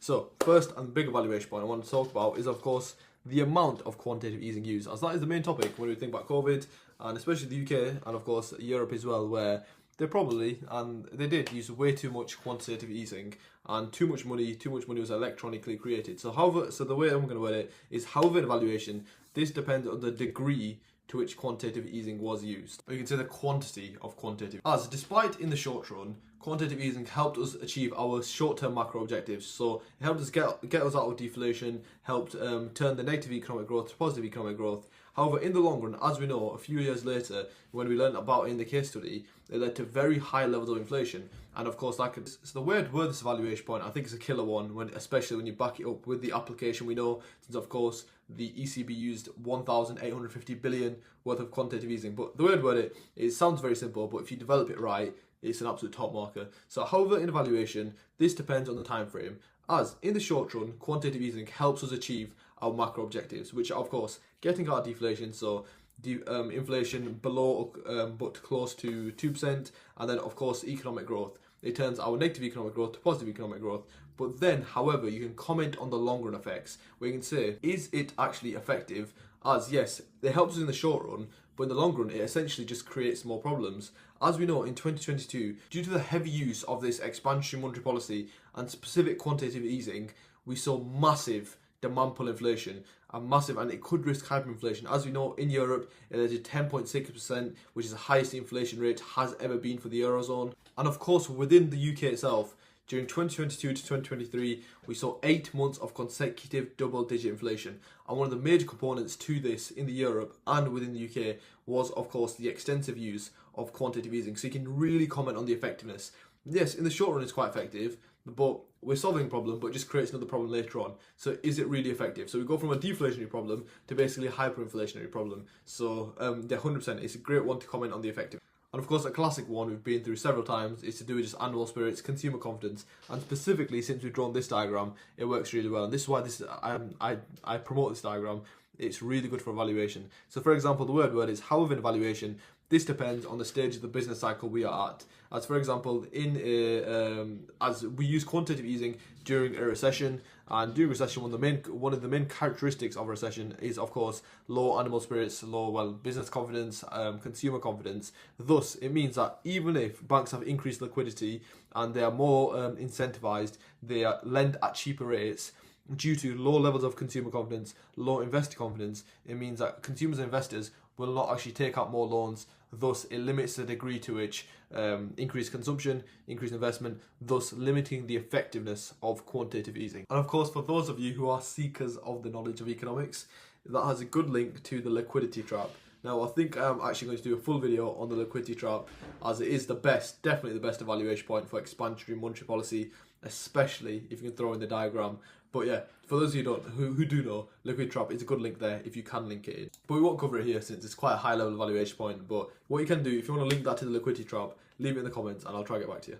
And another really good evaluation point, which is really embedded in the topic of financial markets. I understand most students really do not like financial markets, but honestly, if you want the A stars, you have to make sure you've revised everything, since financial markets has such good links to especially expansionary monetary policy and just put monetary policy as a whole. Therefore, if you're able to make those comprehensive, the holistic links, you can really pick up the top marks. But the main evaluation point there is kind of similar to the subsidies evaluation point from micro.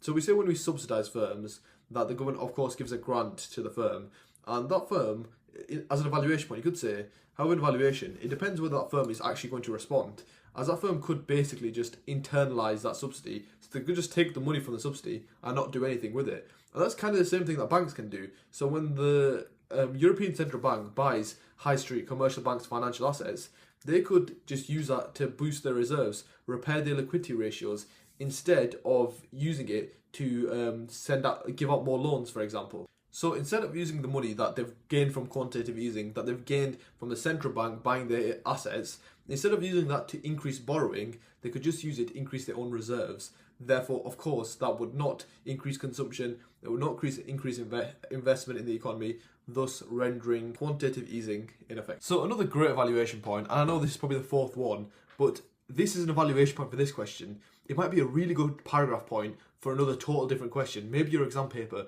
So I really want you to use these videos, as of course I have lots of ideas about economics. Use it to broaden your horizons as well sometimes. Some of these points you might not have heard, but use it, try to understand them, and you can just try to take some golden nuggets out of it, any little thing that sticks with you, and embed it into your own essays. But the evaluation point is specifically to do with demand side policies versus supply side policies. So quantitative easing is a monetary policy. Monetary policy, you should know, is a demand side policy. Now at A level, a lot of students don't actually know the difference. There are two demand side policies, which is of course fiscal and monetary policy. They affect primarily the demand side of the economy, and then of course we have supply side, which affects, so if demand side affects the demand side of the economy, so AD primarily, and then supply side policies, the primary impact, the primary effect is, the primary goal, is wanting to affect the supply side of the economy, which of course is LRAS. Now I'm going to take you down a bit of a rabbit hole here, so for students who are slightly low level, this might be complete waffle for you, but for the high level students, this should be really good.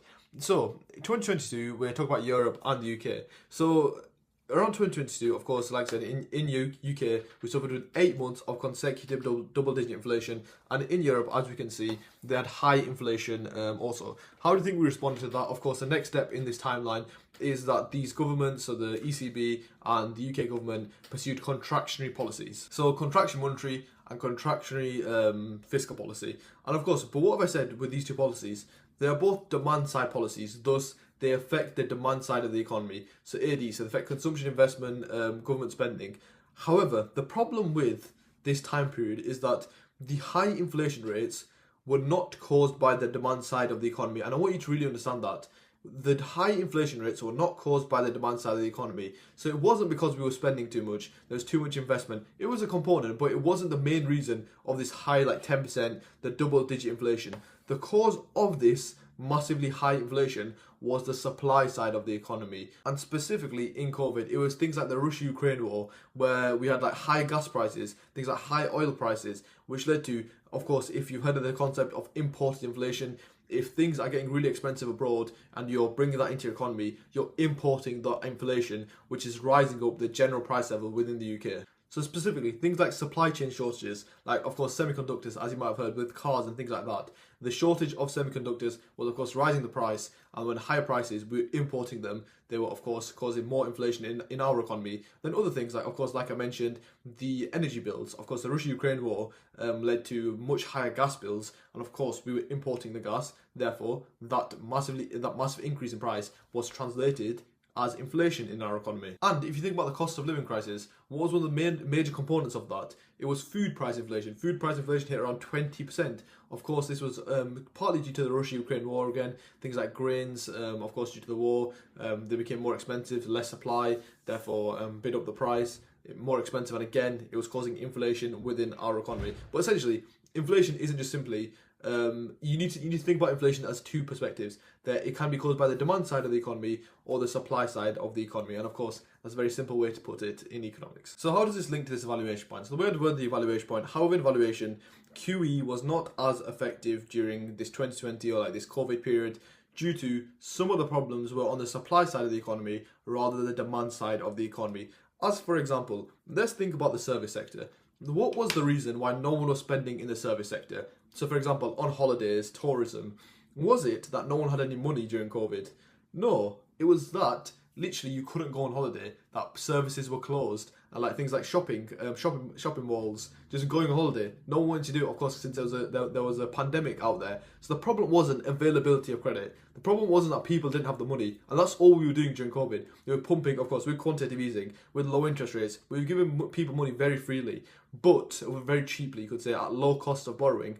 But the problem wasn't that they didn't have the money. The problem was that it was physically constricted. Like, you just couldn't go on holiday. So therefore, you can say the problem was on the supply side of the economy rather than the demand side of the economy. And quantitative easing and these policies we were using are demand side policies that only affect the demand side of the economy rather than the supply side of the economy. As if you go back to our example, the UK, Russia-Ukraine war, it led to energy prices spiking, but then eventually what caused a drop in the energy prices? It wasn't demand side policies, it wasn't reducing interest rates, it wasn't quantitative easing, it was specifically just the UK diversifying its portfolio, getting oil from like the US, from Qatar, instead of getting it from Russia. Therefore, the supply side issue was fixed, meaning that we don't import a massively inflated price good, meaning that there's less cost push inflation within our economy. That is it for that 25 mark question. And the thing I love about some of these Edexcel questions, extremely skillful questions.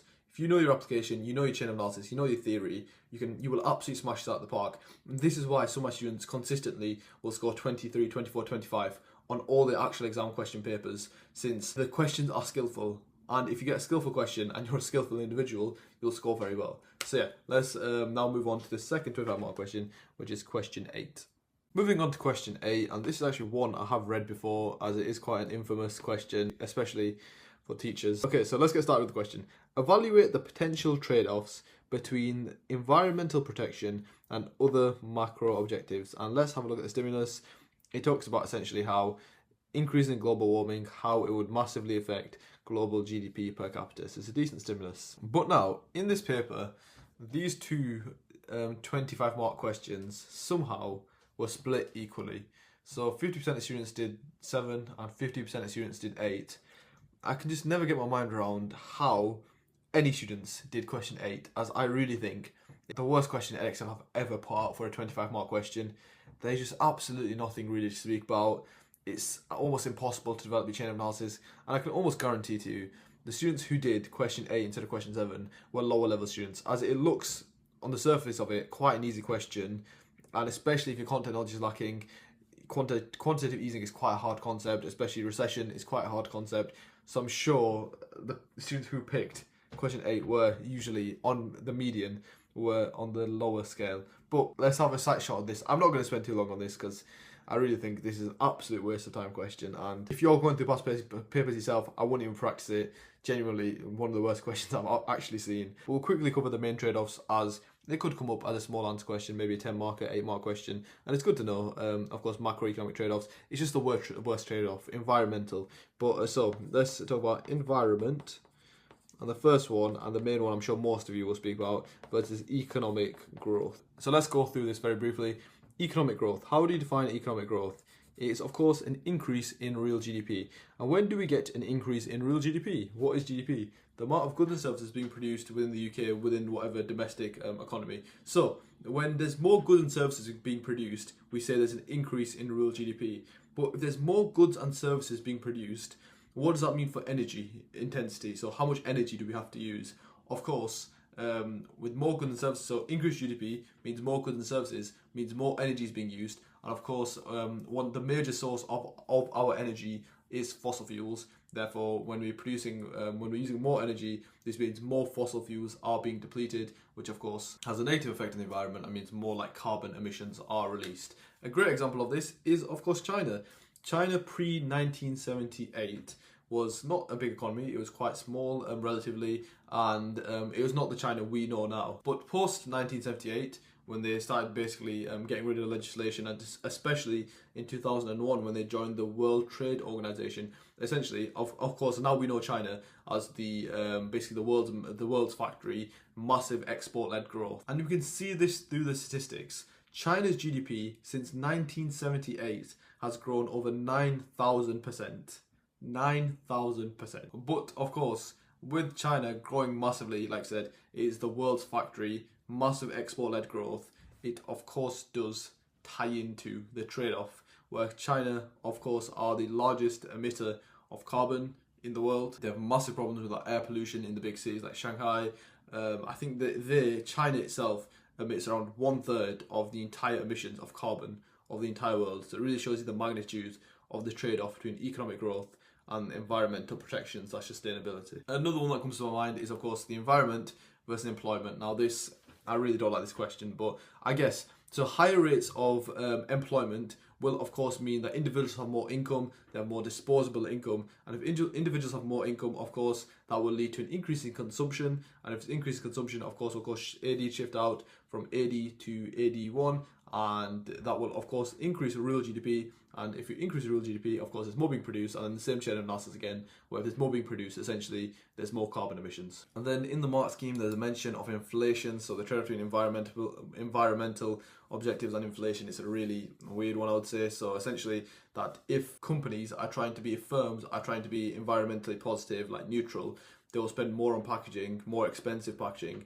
therefore can lead to things like demand pull inflation, as the cost of raw materials are now higher. If an exam came and you would think you would answer this question, to try to score as well as possible, 100% you need to link it to development. So environment, it links very well to the development side of the spec. So try to throw in as much development as possible. Just talk about developing countries, maybe how they interact with the environment. And then also you just need to have lots of facts, lots of application to back it up.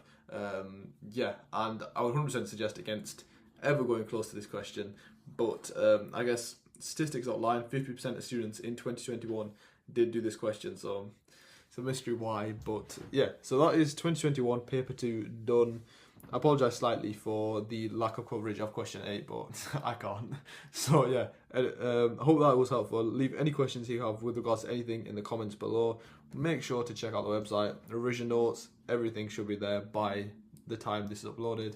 Should be very useful. Hopefully it is one of the bigger economics websites by then. But yeah, thank you guys for watching and hope that was useful.